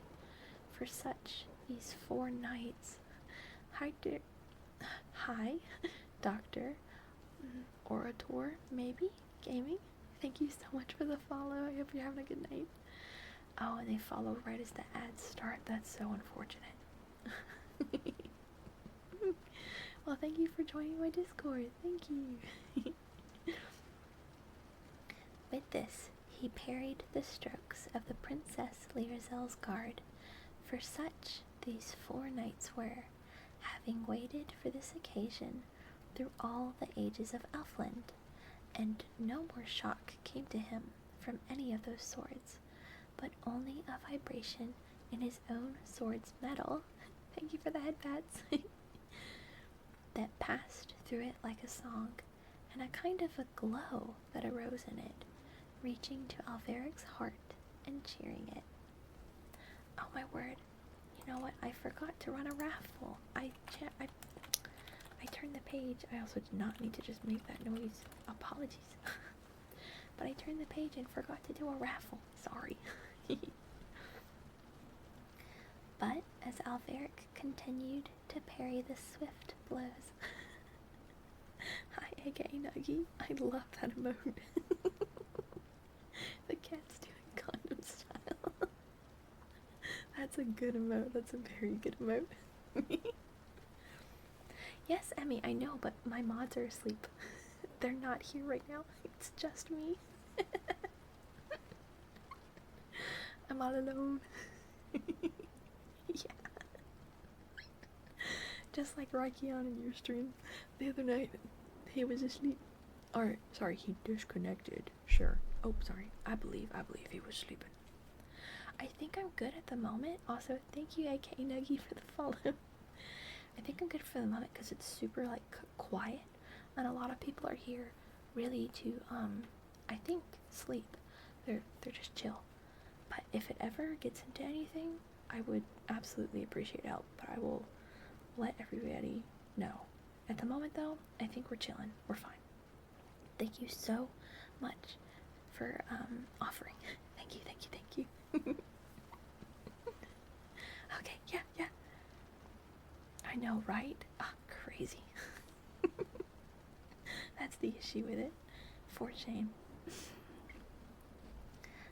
The sword that was kin to the lightning grew weary of these defenses, for it had in its essence speed and desperate journeys, and, lifting Alveric's hand along with it, it swept blows at the elvish knights, and the armor of Elfland could not hold it out. Thick and curious blood began to pour through rifts in the armor, and soon of that glittering company 2 were fallen. Oh my god, Alveric, you can't just murder these guards. And Alveric, encouraged by the zeal of his sword, fought cheerily. Is that wind chimes? I don't know if you guys hear that. I think I hear wind chimes. What the heck?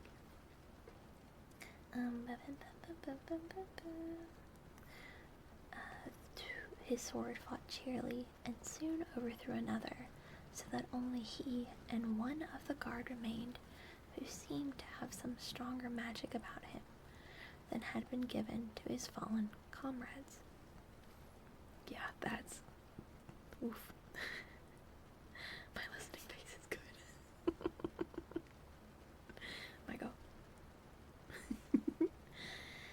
I posted it in dockside content, but I think I will end up posting it in announcements as well, just because I don't think I really use that channel, and I need to. I need to use it for something. And so it was, for when the Elf King had first enchanted the guard, he had charmed this elvish soldier first of all, while all the wonder of his runes were new, and the soldier and his armor and his sword had something still of this early magic about them, more potent than any inspirations of wizardry that had come later from his master's mind. Yet this knight, as Alveric soon was able to feel along his arm and his sword, had none of these 3 master runes of which the old witch had spoken when she made the sword on her hill, for those were preserved unuttered by the king of Elfland himself, with which to hedge his own presence. To have known of their existence, she must have flown by broom to Elfland and spoken secretly alone with the king. Hi Tilt, good evening. Yes, I did also post it on Twitter, yep. Thank you for being here, Till. And the sword that had visited earth from so far away smote like the falling of thunderbolts, and green sparks rose from the armor, and crimson as sword met sword, and thick elvish blood moved slowly from wide slits down the cuirass. I don't know how to pronounce that word. Cuirass, that's what I'm going with.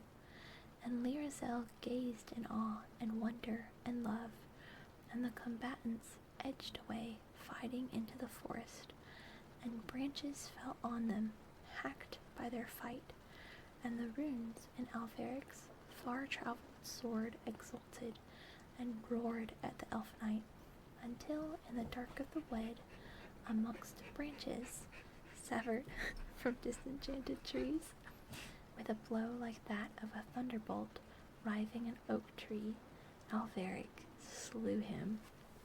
Oh my god, he killed all these guards. And at that crash, and at that silence, Lyrazel ran to his side.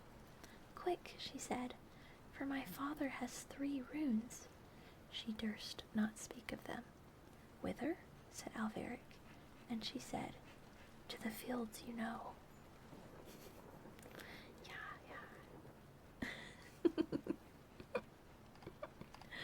Okay, Emmy, you got me curious.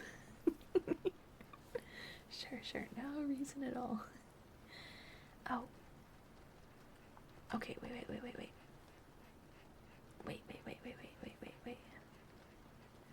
I'm very curious why you're taking notes of my model sheet.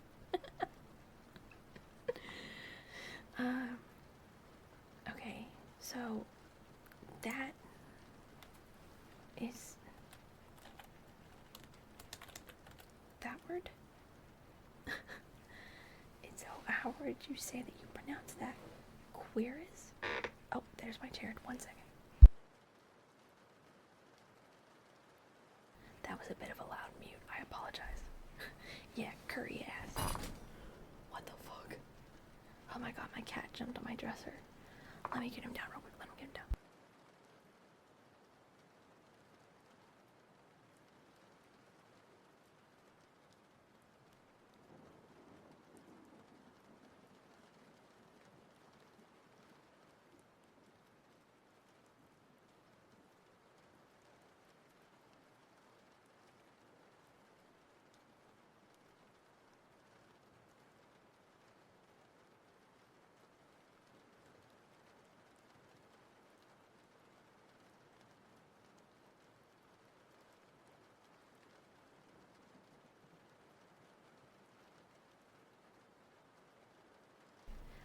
No, that was my chair. See, that was my chair. Thank you very much.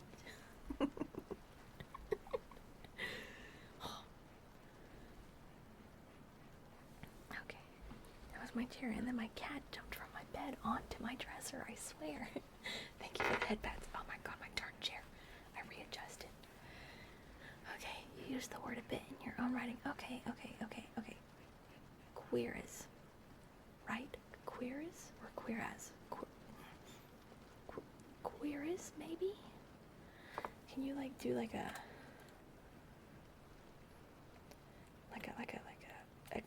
apostrophes And then pro now.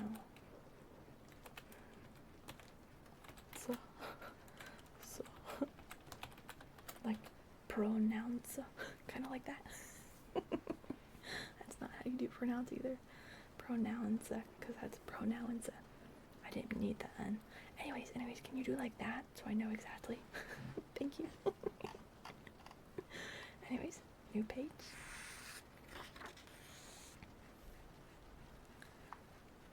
What the fuck is smart detection? What? What is smart detection? No, allow that. What the fuck was that? Why did that need to be held? Quir. Oh, okay. Quirus? Or queraz? What's the second part? As? As? I like learning new words. Yay. Okay. Chapter 4. Oh, queraz. Oh, okay, cool. Thank you, Maddie. Thank you for teaching me. Oh, that's funny. Okay. Oh my god, I just muted to move, and my darn chair is still going. Chapter 4. Alferic comes back to Earth after many years. Oh shit. Yeah, squeaky chair for sure. It was a $60 Walmart chair. Squeaky. Wait. So he had a time jump. He was only in the Elven world. Not the skin. He was only in an Elfland for like, I don't even know, not even a day. Not even just an afternoon. Oh, and it's been years. Oh, that's crazy. Okay.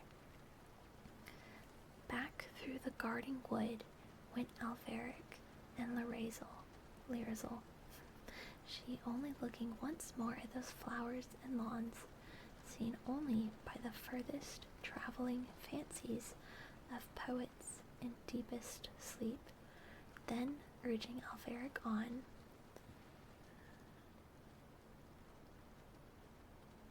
I'm sorry? What? No thank you?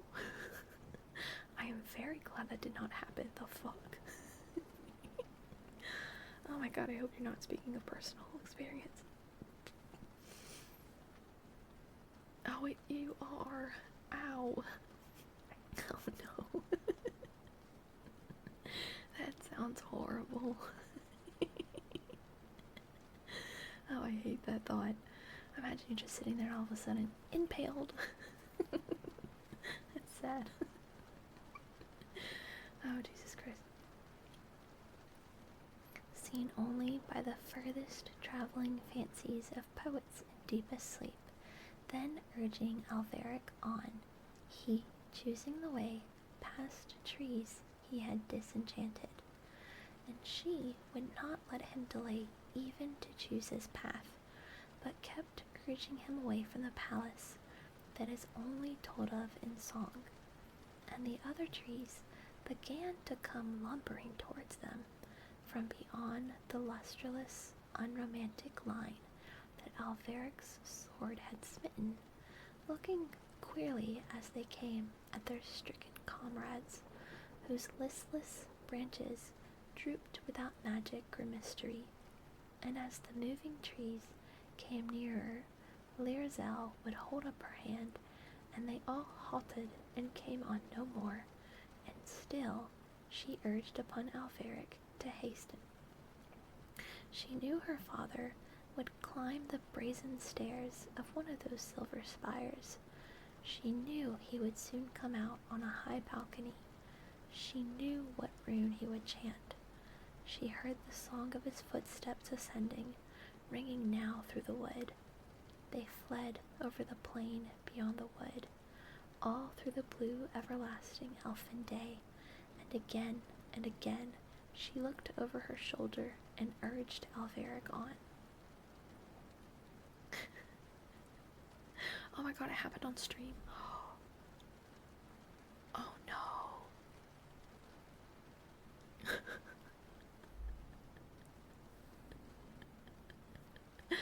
right. How dare they only give you some bits? No, it just sucks that happened at all. And, oh my god, wait, it was awkward to explain to paramedics. I mean, that makes sense that you had to, like, see somebody for that, but oh my god. I do not like thinking about that scenario, Maddie. I'm so sorry. I'm so sorry. Oh, Jesus. Wait. The Elf King's feet boomed slow on the 1,000 brazen steps, and she hoped to reach the barrier of twilight, which on that side was smoky and dull, when suddenly, as she looked for the 100th time at the distant balconies of the glittering spires, she saw a door begin to open high up above the palace, only told in song. She cried, "Alas!" to Alveric, but at that moment the scent of briar roses came drifting to them from the fields we know.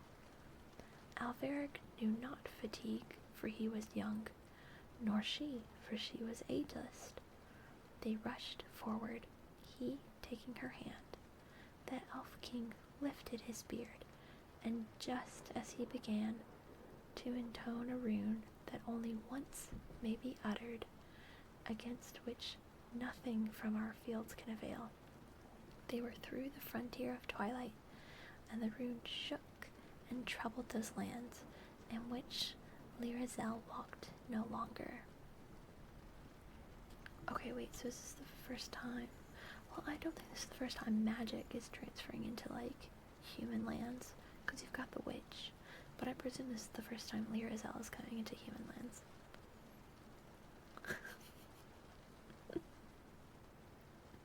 That's sad. Poor Maddie, I'm sorry. Oy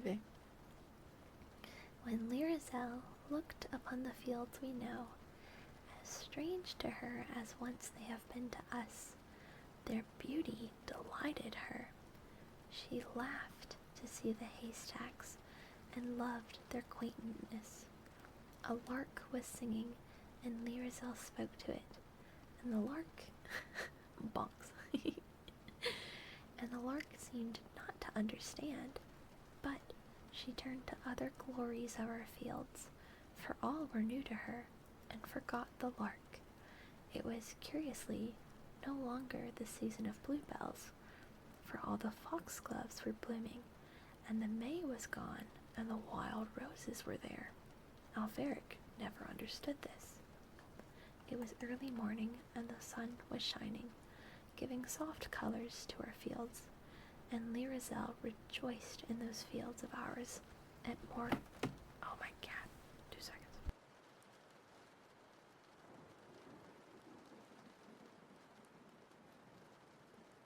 Okay, he jumped on my desk, he is now in my lap. Of ours at more common things than one might believe, there were amongst the familiar sights of earth's every day. So glad was she, so gay, with their cries of surprise and her laughter, that there seemed thenceforth to Alveric a beauty that he had never dreamed of in buttercups, and a humor in carts that he never had thought of before. Each moment she found with a cry of joyous discovery some treasure of earth that he had not known to be fair. And then, as he watched her bringing a beauty to our fields more delicate even than that the wild roses brought, he saw that her crown of ice had melted away. Uh-oh. What does this imply? Oh no, does this implicate that she's been disowned? And thus she came from the palace that may only be told of in song, over the fields of which I need not tell, for they were the familiar fields of earth. Hi, Jerry. Hello, good evening. Hi. Yeah, it would suck if she was disowned. Oh, my word. Thank you for the headbands. Over the fields of which I need not tell, for they were the familiar fields of earth, that the ages change, but little and only for a while, and came at evening with Alveric to his home. All was changed in the castle of Earl. In the gateway they met a guardian whom Alveric knew. The man wondered to see them. In the hall and upon the stairway they met some that tended the castle, who turned their heads in surprise. Alveric knew them also, but all were older, and he saw that quite 10 years, oh wow, 10 years must have passed away during that one blue day that he'd spent in Elfland. Who does not know that this is the way of Elfland? And yet, who would not be surprised if they saw it happen as Alveric saw it now? Oh, no, do not jump on my dresser. You are loud, do not do it.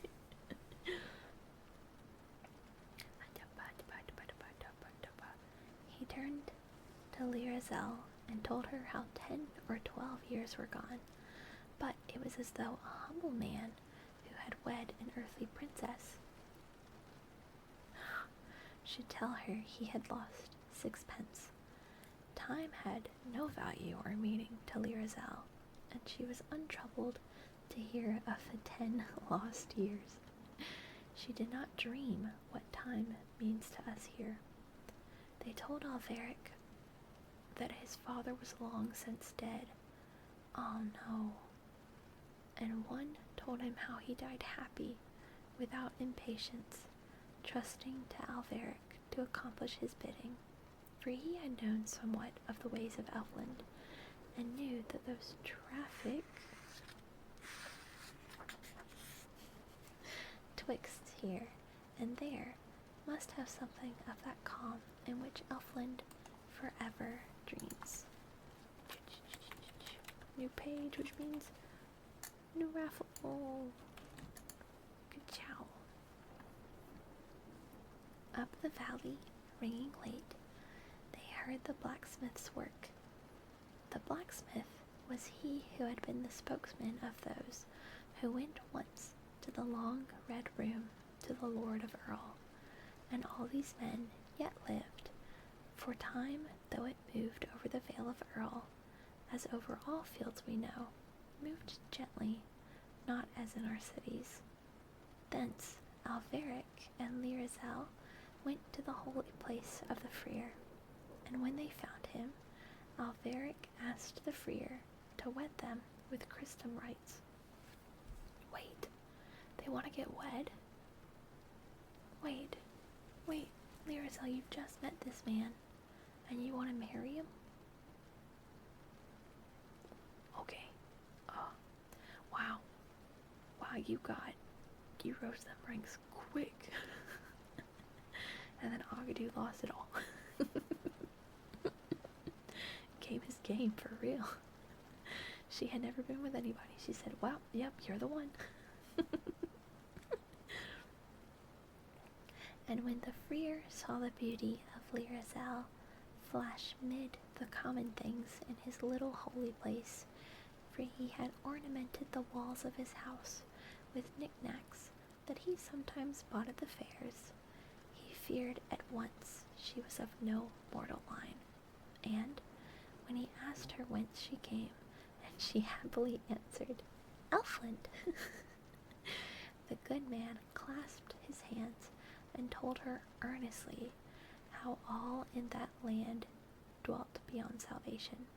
But she smiled, for while in Elfland she had always been idly happy, and now she only cared for Alveric. The Freer went then to his books to see what should be done.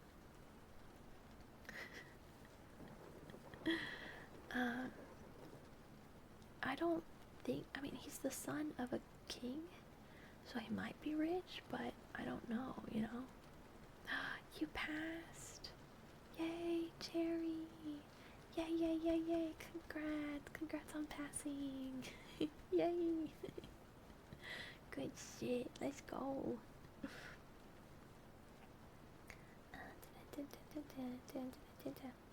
For a long while he read in silence, but for his breathing, while Alveric and Lyrazel stood before him. And at last he found in his book a form of service for the wedding of a mermaid that had forsaken the sea, though the good book told naught of Elfland. And this, he said, would suffice, for that the mermaids dwelt equally with the elf folk beyond thought of salvation. So he sent for his bell and such tapers as are necessary. Then, turning to Lyrazel, he bade her forsake and forswear, and solemnly to renounce all things pertaining to Elfland. Oh no, reading slowly out of a book the words to be used on this wholesome occasion. Wait.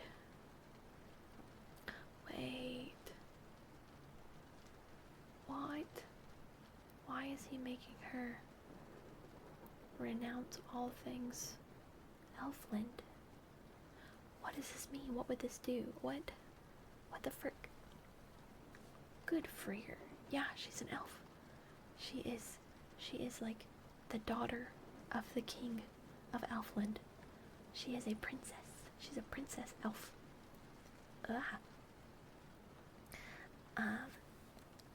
I am reading The King of Elfland's Daughter.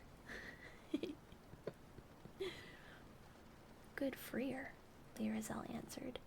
Naught set in these fields can cross the barrier of Elfland, and well that this is so, for my father... What the fuck was just going on my mouth? For my father has 3 runes that could blast this book when he answered one of its spells, or any word able to pass through the frontier of twilight. I will spell no spells with my father. And thank you for the alert, Jerry. We're on page 15 out of 97.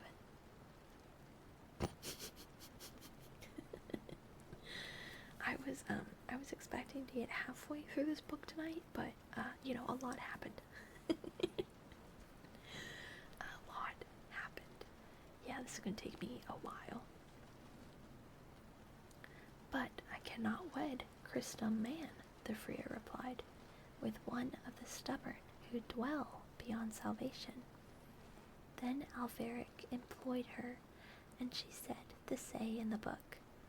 Though my father could blast this spell, she added, if it ever crossed one of his runes.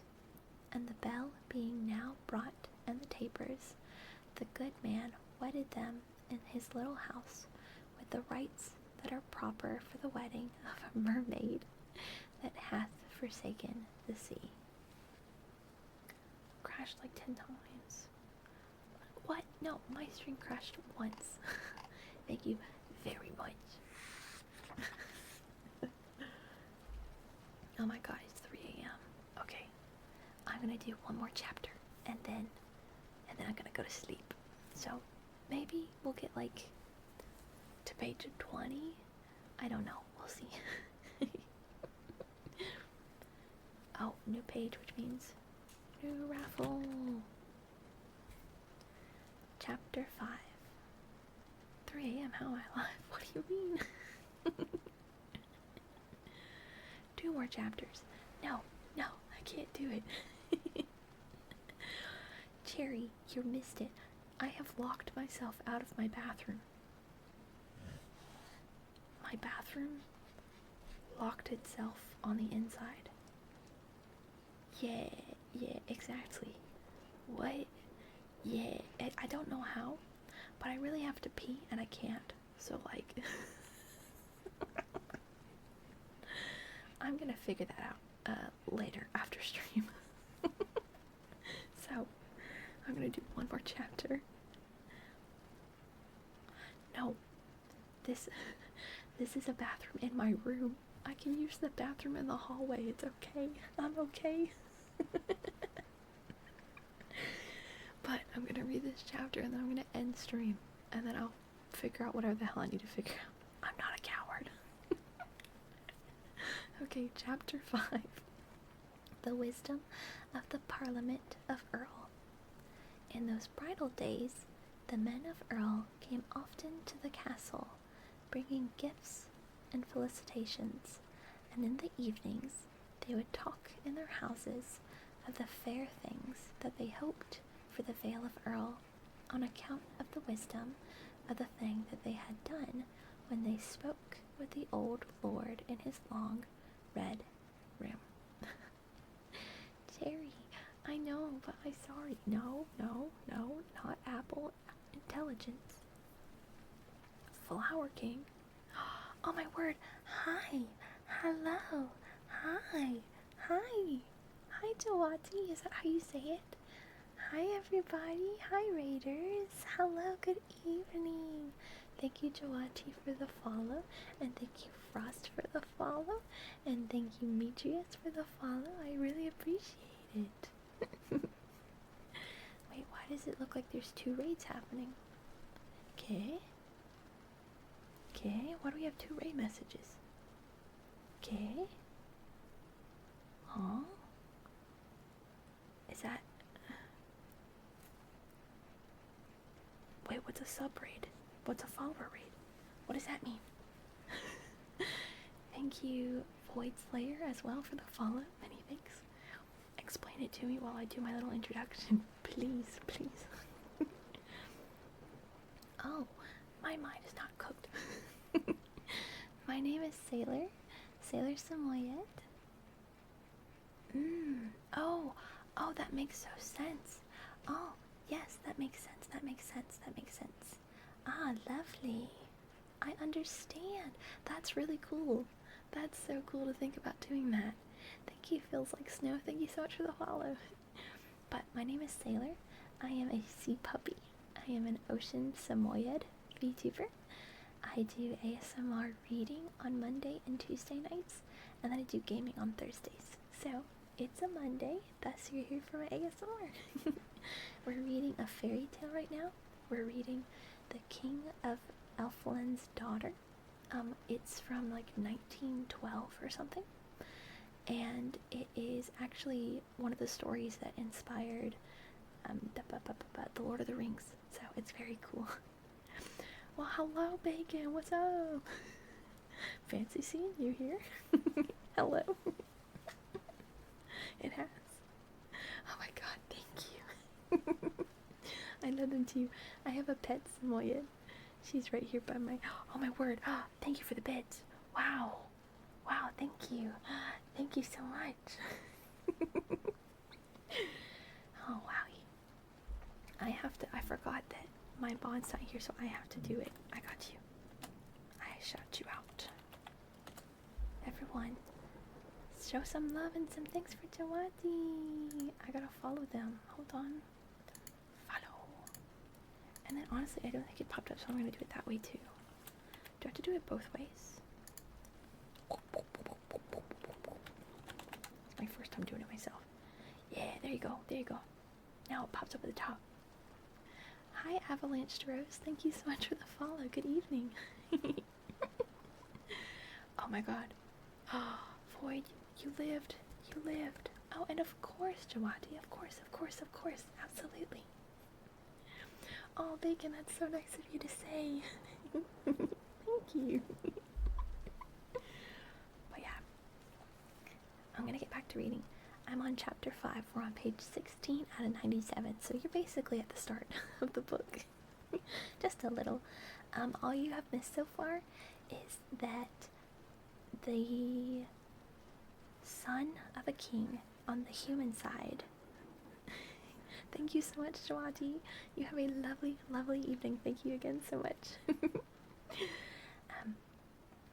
The son of the king, so prince on the human side, he was asked by his father on his deathbed to go and marry the princess of the daughter of the king on the elf side. So he crossed the border, he found her, they talked for an afternoon. The dad was going to kill the prince, so the daughter ran with the prince. So the princess ran with the prince back over to the human side, and in an afternoon, it's been 10 years, and they just got married because, I don't know, they just want to do that for some reason. Thank you for the head pets. So, we are getting back into it. In those bridal days, the men of Earl often came to the castle, bringing gifts. I already read this paragraph, but that's okay, I'll just reread it. Bringing gifts and felicitations, and in the evenings they would talk in their houses of the fair things that they hoped for the Vale of Earl, on account of the wisdom of the thing that they had done when they spoke with the old lord in his long red room. There was Gnarl, the blacksmith, who had been their leader. There was Guick, who had first thought of it after speaking with his wife, an upland farmer of clover pastures near Earl. There was Nahik, a driver of horses. There were 4 vendors of beeves, and Off, a hunter of deer, and Flel, the master ploughman. All these and 3 men more had gone to the Lord of Earl and made that request that had set Alveric on his wanderings. Oh, so it wasn't his dad's request, it was theirs. And now they spoke of all the good that would come of it. They had all desired that the Vale of Earl should be known among men, as was, they felt, its desert. They had looked in histories. I'm trying to remember if desert's 2 S's or not. I think this is probably desert. I don't know why they would want its dessert remembered, so I'm going to say it's desert. They had looked in histories. They had read books treating of pasture, yet seldom found mention at all of the Vale that they loved. Good night, Void. You have a lovely night. Sleep well. Yes, that's true. That's very true. I shall. Thank you. Thank you. Yeah, see, 2 S's, 2 S's. Thank you. Thank you. So it is desert. I don't know why I said dessert. That's a good way to memorize it, though. Stressed with 2 S's. That's funny. That's a good one. And one day, Guhic had said, "Let all us people be ruled in the future by a magic lord, and he shall make the name of the valley famous, and there shall be none that have not heard, not the name of Earl." And all had rejoiced, and had made a parliament, and it had gone 12 men. Flick. To the Lord of Earl, and it had been as I have told. Tasty dessert. Yeah. Good night, Agadoo. Thank you again for everything. Have a wonderful, wonderful night. Thank you, thank you. Maddie, stop it. Don't make fun of me. Oh gosh, goofy. So now they spoke over their mead of the future of Earl and its place among other valleys, and of the reputation that it should have in the world. They would meet and talk in the great forge of Gnarl, and Gnarl would bring them mead from an inner room, and Threll would come in late from his work in the woods. The mead was of clover honey, heavy and sweet, and when they had sat a while in the warm room, talking of daily things of the valley and uplands, they would turn their minds to the future, seeing as through a golden mist the glory of Earl. One praised the beeves, another the horses, another the good soil, and all looked to the time when other lands should know the great mastery among valleys that was held by the Valley of Earl. Now it's funny, Maddie, it's funny, I understand. And time that brought these evenings bore them away, moving over, actually I'm going to do one right now, okay, moving over the Vale of Earl as over all fields we know, and it was spring again, and the season of bluebells, and one day, in the prime of the wild and anemones, yeah. It was told that Alveric and Lyrasil had a son. Oh my god. Oh gosh, okay. Then all the people of Earl lit a fire next night on the hill and danced about it and drank mead and rejoiced. Hi Drifts Ito or Drift Cito, either way. Hello, thank you so much for the follow. All day they had dragged logs and branches for it from a wild wood near, and the glow of the fire was seen in other lands. Only on the pale blue peaks of the mountains of Elfland no gleam of it shone, for they are unchanged by aught that can happen here. Hi, are you comfy? Thank you, Frost, for the headbands. Thank you so much. Okay, have a wonderful, wonderful evening, and I hope you sleep well. Good night, Frost. And not the dumb sticky. OMG, so rude. And when they rested from dancing around their fires, they would sit on the ground and foretell the fortune of Earl, when it should be ruled over by this son of Alveric, with all the magic he would have from his mother. And some said he would lead them to war, and some said to deeper plowing, and all foretold a better price for their beeves. None slept that night for dancing and foretelling a glorious future, and for rejoicing at the things they foretold. And above all, they rejoiced that the name of Earl should be thenceforth known and honored in their lands. Then Alveric sought for a nurse for his child, all through the valley and uplands, and not easily found any worthy of having the care of one that was of the royal line of Elfland, and those that he found were frightened of the light, as though not of our earth or sky, that seemed to shine at times in the baby's eyes. And in the end, he went one windy morning up the hill of the lonely witch, and found her sitting idly in her doorway, having nothing to curse or bless. Well, said the witch, did the sword bring you fortune? Who knows, said Alveric, what brings fortune, since we cannot see the end? And he spoke wearily, for he was weary with age, and never knew how many years had gone over him on the day he traveled to Elfland. Far more, it seemed, than had passed on that same day over Earl. Wait, so he aged even more than Earth did? How does that work? He's an Earth being. Okay, whatever. I, said the witch. Okay. I, said the witch.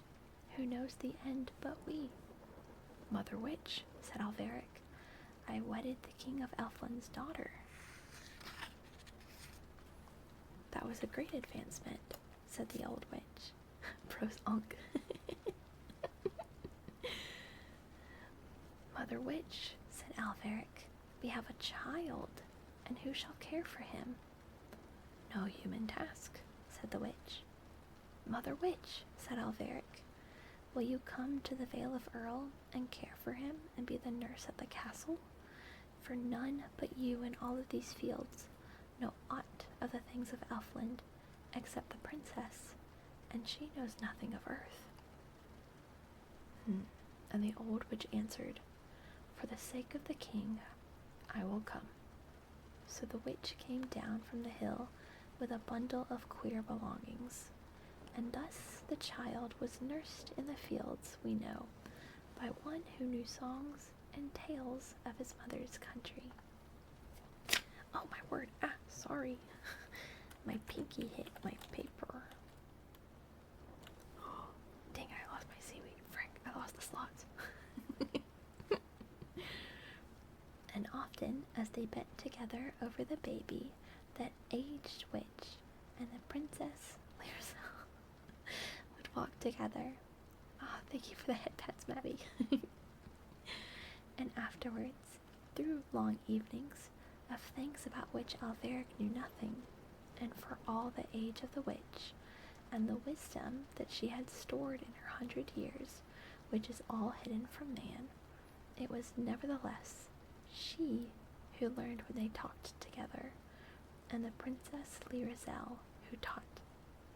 But of earth, and the ways of earth, Lyrazel never knew anything, and this old witch that watched over the baby so tended him and so soothed that in all of his infancy he never wept, for she had a charm for brightening the morning, and a charm for cheering the day, and a charm for calming a cough, and a charm for making the nursery warm and pleasant and eerie when the fire leaped up at the sound of it from logs that she had enchanted, and sent large shadows of the things about the fire quivering dark and merry over the ceiling. And the child was cared for by Lyrazel and the witch, as children are cared for whose mothers are merely human. But he knew tunes and runes besides, that other children hear not in fields we know. Thank you for the stretch, that was a good one. Oh, I need to go the other way for my for my mouse.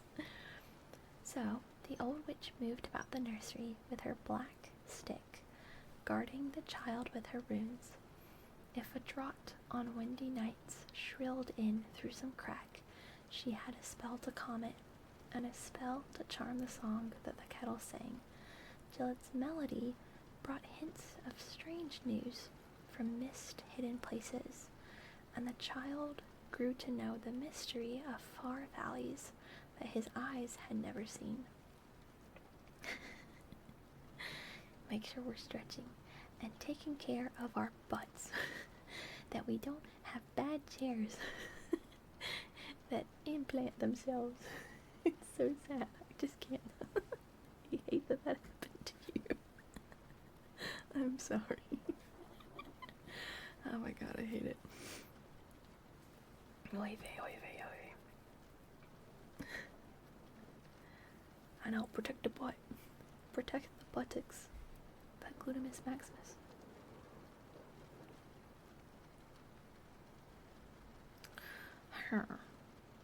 You know what? I'm just gonna start reading here. So the old witch moved about the nursery with her black stick, guarding the child with her runes. If a draught on windy nights shrilled in through some crack, she had a spell to calm it, and a spell to charm the song that the kettle sang, till its melody brought hints of strange news from mist-hidden places, and the child grew to know the mystery of far valleys that his eyes had never seen. And at evening she would raise her ebon stick and, standing before the fire amongst all the shadows, would enchant them and make them dance for him. And they took all manner of shapes of good and evil, dancing to please the baby, so that he came to have knowledge not only of the things with which earth is stored, pigs, trees, camels, crocodiles, wolves, and ducks, good dogs, and the gentle cow, but of the darker things also that men have feared, and the things they have hoped and guessed. Yeah, I don't want a metal pole of a chair up my butt. Thank you. Oh gosh. Through those evenings, the things that happen and the creatures that are passed over those nursery walls, and he grew familiar with the fields we know. And on warm afternoons, the witch would carry him through the village, and all the dogs would bark at her eerie figure, but durst not come too close, for a page boy behind her carried the ebon stick, and dogs that know so much, that know how far a man can throw a stone, and if he would beat him, and if he durst not, knew also that this was no ordinary stick, so they kept far away from that queer black stick in the hand of the page, and snarled, and the villagers came out to see, and all were glad when they saw how magical a nurse the young heir had. For here, they said, is the witch Zerondrel, and they declared that she would bring him up amongst the true principles of wizardry, and that in his time there would be magic that would make all of their valley famous. And they beat their dogs until they slunk indoors, but the dogs clung to their suspicions still, so that when the men were gone to their forge of gnarl, and their houses, no, for real, what the fuck? And their houses were quiet in the moonlight, and Gnarl's windows glowed, and the mead had gone round, and they talked of the future of Earl, more and more voices joining in the table of its coming glory, on soft feet. The dogs would come out to the sandy street and howl, and to the high, sunny nursery Lyrazel would come, bringing a brightness that the learned witch had not in all of her spells, and would sing to her boy those songs that none can sing to us here, for they were learned the other side of the frontier of twilight, and were made by singers all unvexed by time. And for all the marvel that there was in those songs, those origins were so far from the fields we know, and in times remote from that historians use, and though men wondered at the strangeness of them when from open casements through the summer days they drifted over Earl, yet none wondered even at those as she wondered at the earthly ways of her child, and all the little human things that he did more and more as he grew, for all human ways were strange to her, and yet she loved him more than her father's realm, or the glittering centuries of her ageless youth, or the palace that may be told of only in song. In those days, Alveric learned that she would never now grow familiar with earthly things, never understand the folk that dwelt in the valley, never read wise books without laughter, never care for earthly ways, never feel more at ease in the castle of Earl than any woodland thing that Thrall might have snared and kept caged in a house. He had hoped that soon she would learn the things that were strange to her, till the little differences that there are between things in our fields and in Elfland should not trouble her any more. But he saw at last that the things that were strange would always so remain, and that all the centuries of her timeless home had not so lightly shaped her thoughts and fancies that they could be altered by our brief years here. When he had learned this, he had learned the truth. Thank you, Bacon, that's so nice. Thank you. Between the spirits of Alveric and Lyrazel lay all the distance there is between earth and Elfland, and love bridged the distance, which can bridge further than that. Yet, when for a moment on the golden bridge he would pause and let his thoughts look down at the gulf, all his mind would grow giddy, and Alveric trembled. What of the end, he thought, and feared lest it should be stranger than the beginning. And she did not see that she should know anything. Was not her beauty enough? Had not a lover come at last to those lawns that shone by the palace only told of in song, and rescued her from her uncompanioned fate, and from that perpetual calm? Was it not enough that he had come? Must she needs understand the curious things folk did? Must she never dance in the road? Never speak to ghosts? Ghosts? Goats? Never laugh at funerals? Never sing at night? Why? what was joy, for if it must be hidden? Must merriment bow to dullness in the strange fields she has come to? And then one day she saw how a woman of Earl looked less fair than she had looked a year ago.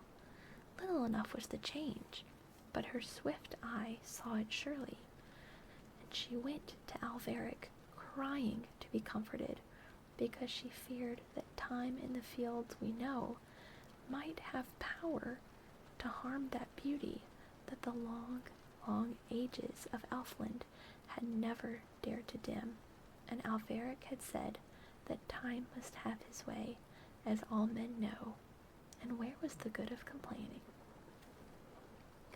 That's the end of that chapter. Yay! Yay, yay, yay, yay, yay, yay.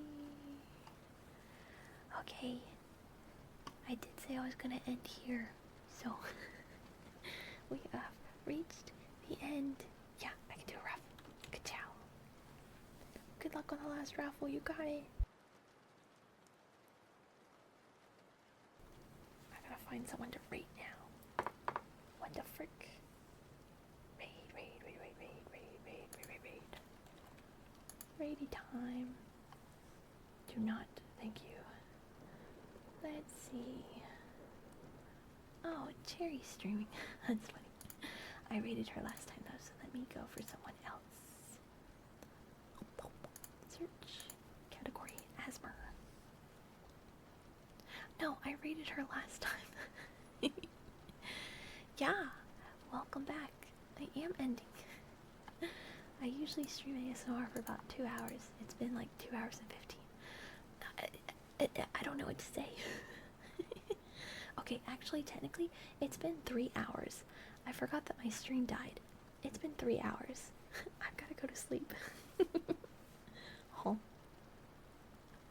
No, powers, just watch the VOD. Cherry, hi, thank you for the bonk.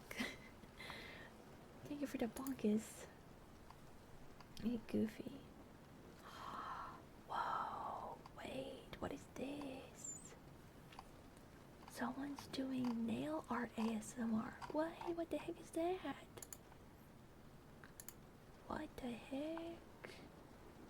Wait, hold on. Ah, you guys are gonna hear, I guess. No, what? Yeah, yes, you will. Hold on. Sure, I like her. Get that door open. Yeah, for real.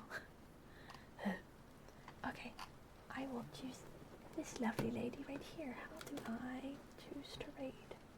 Yeah, there we go. Alright, everybody, we are raiding. This is the raid message. Copy and paste it if you would like. Ka-chow, ka-chow. And thank you again for being here, everybody. I really appreciate it. Thank you. Oh my god, I can't wave. Ah, frick, frack, polywag, I can't wave goodbye. Thank you again for Booba Sweat and Big Boss 726 and Agadoo a Day and I Don't Know 6 Myself and Chillin' Villain 90 and Crystalline VOD. Thank you again so much, everybody, for everything. That's so nice of you guys. Thank you. And thank you for the headbats. Thank you. I hope y'all have a wonderful night, a wonderful evening, and a bonk. Crazy. Bye, guys. Good night. It was so good to see you too, Bacon. Thank you for coming in. Toodaloo. Bye-bye.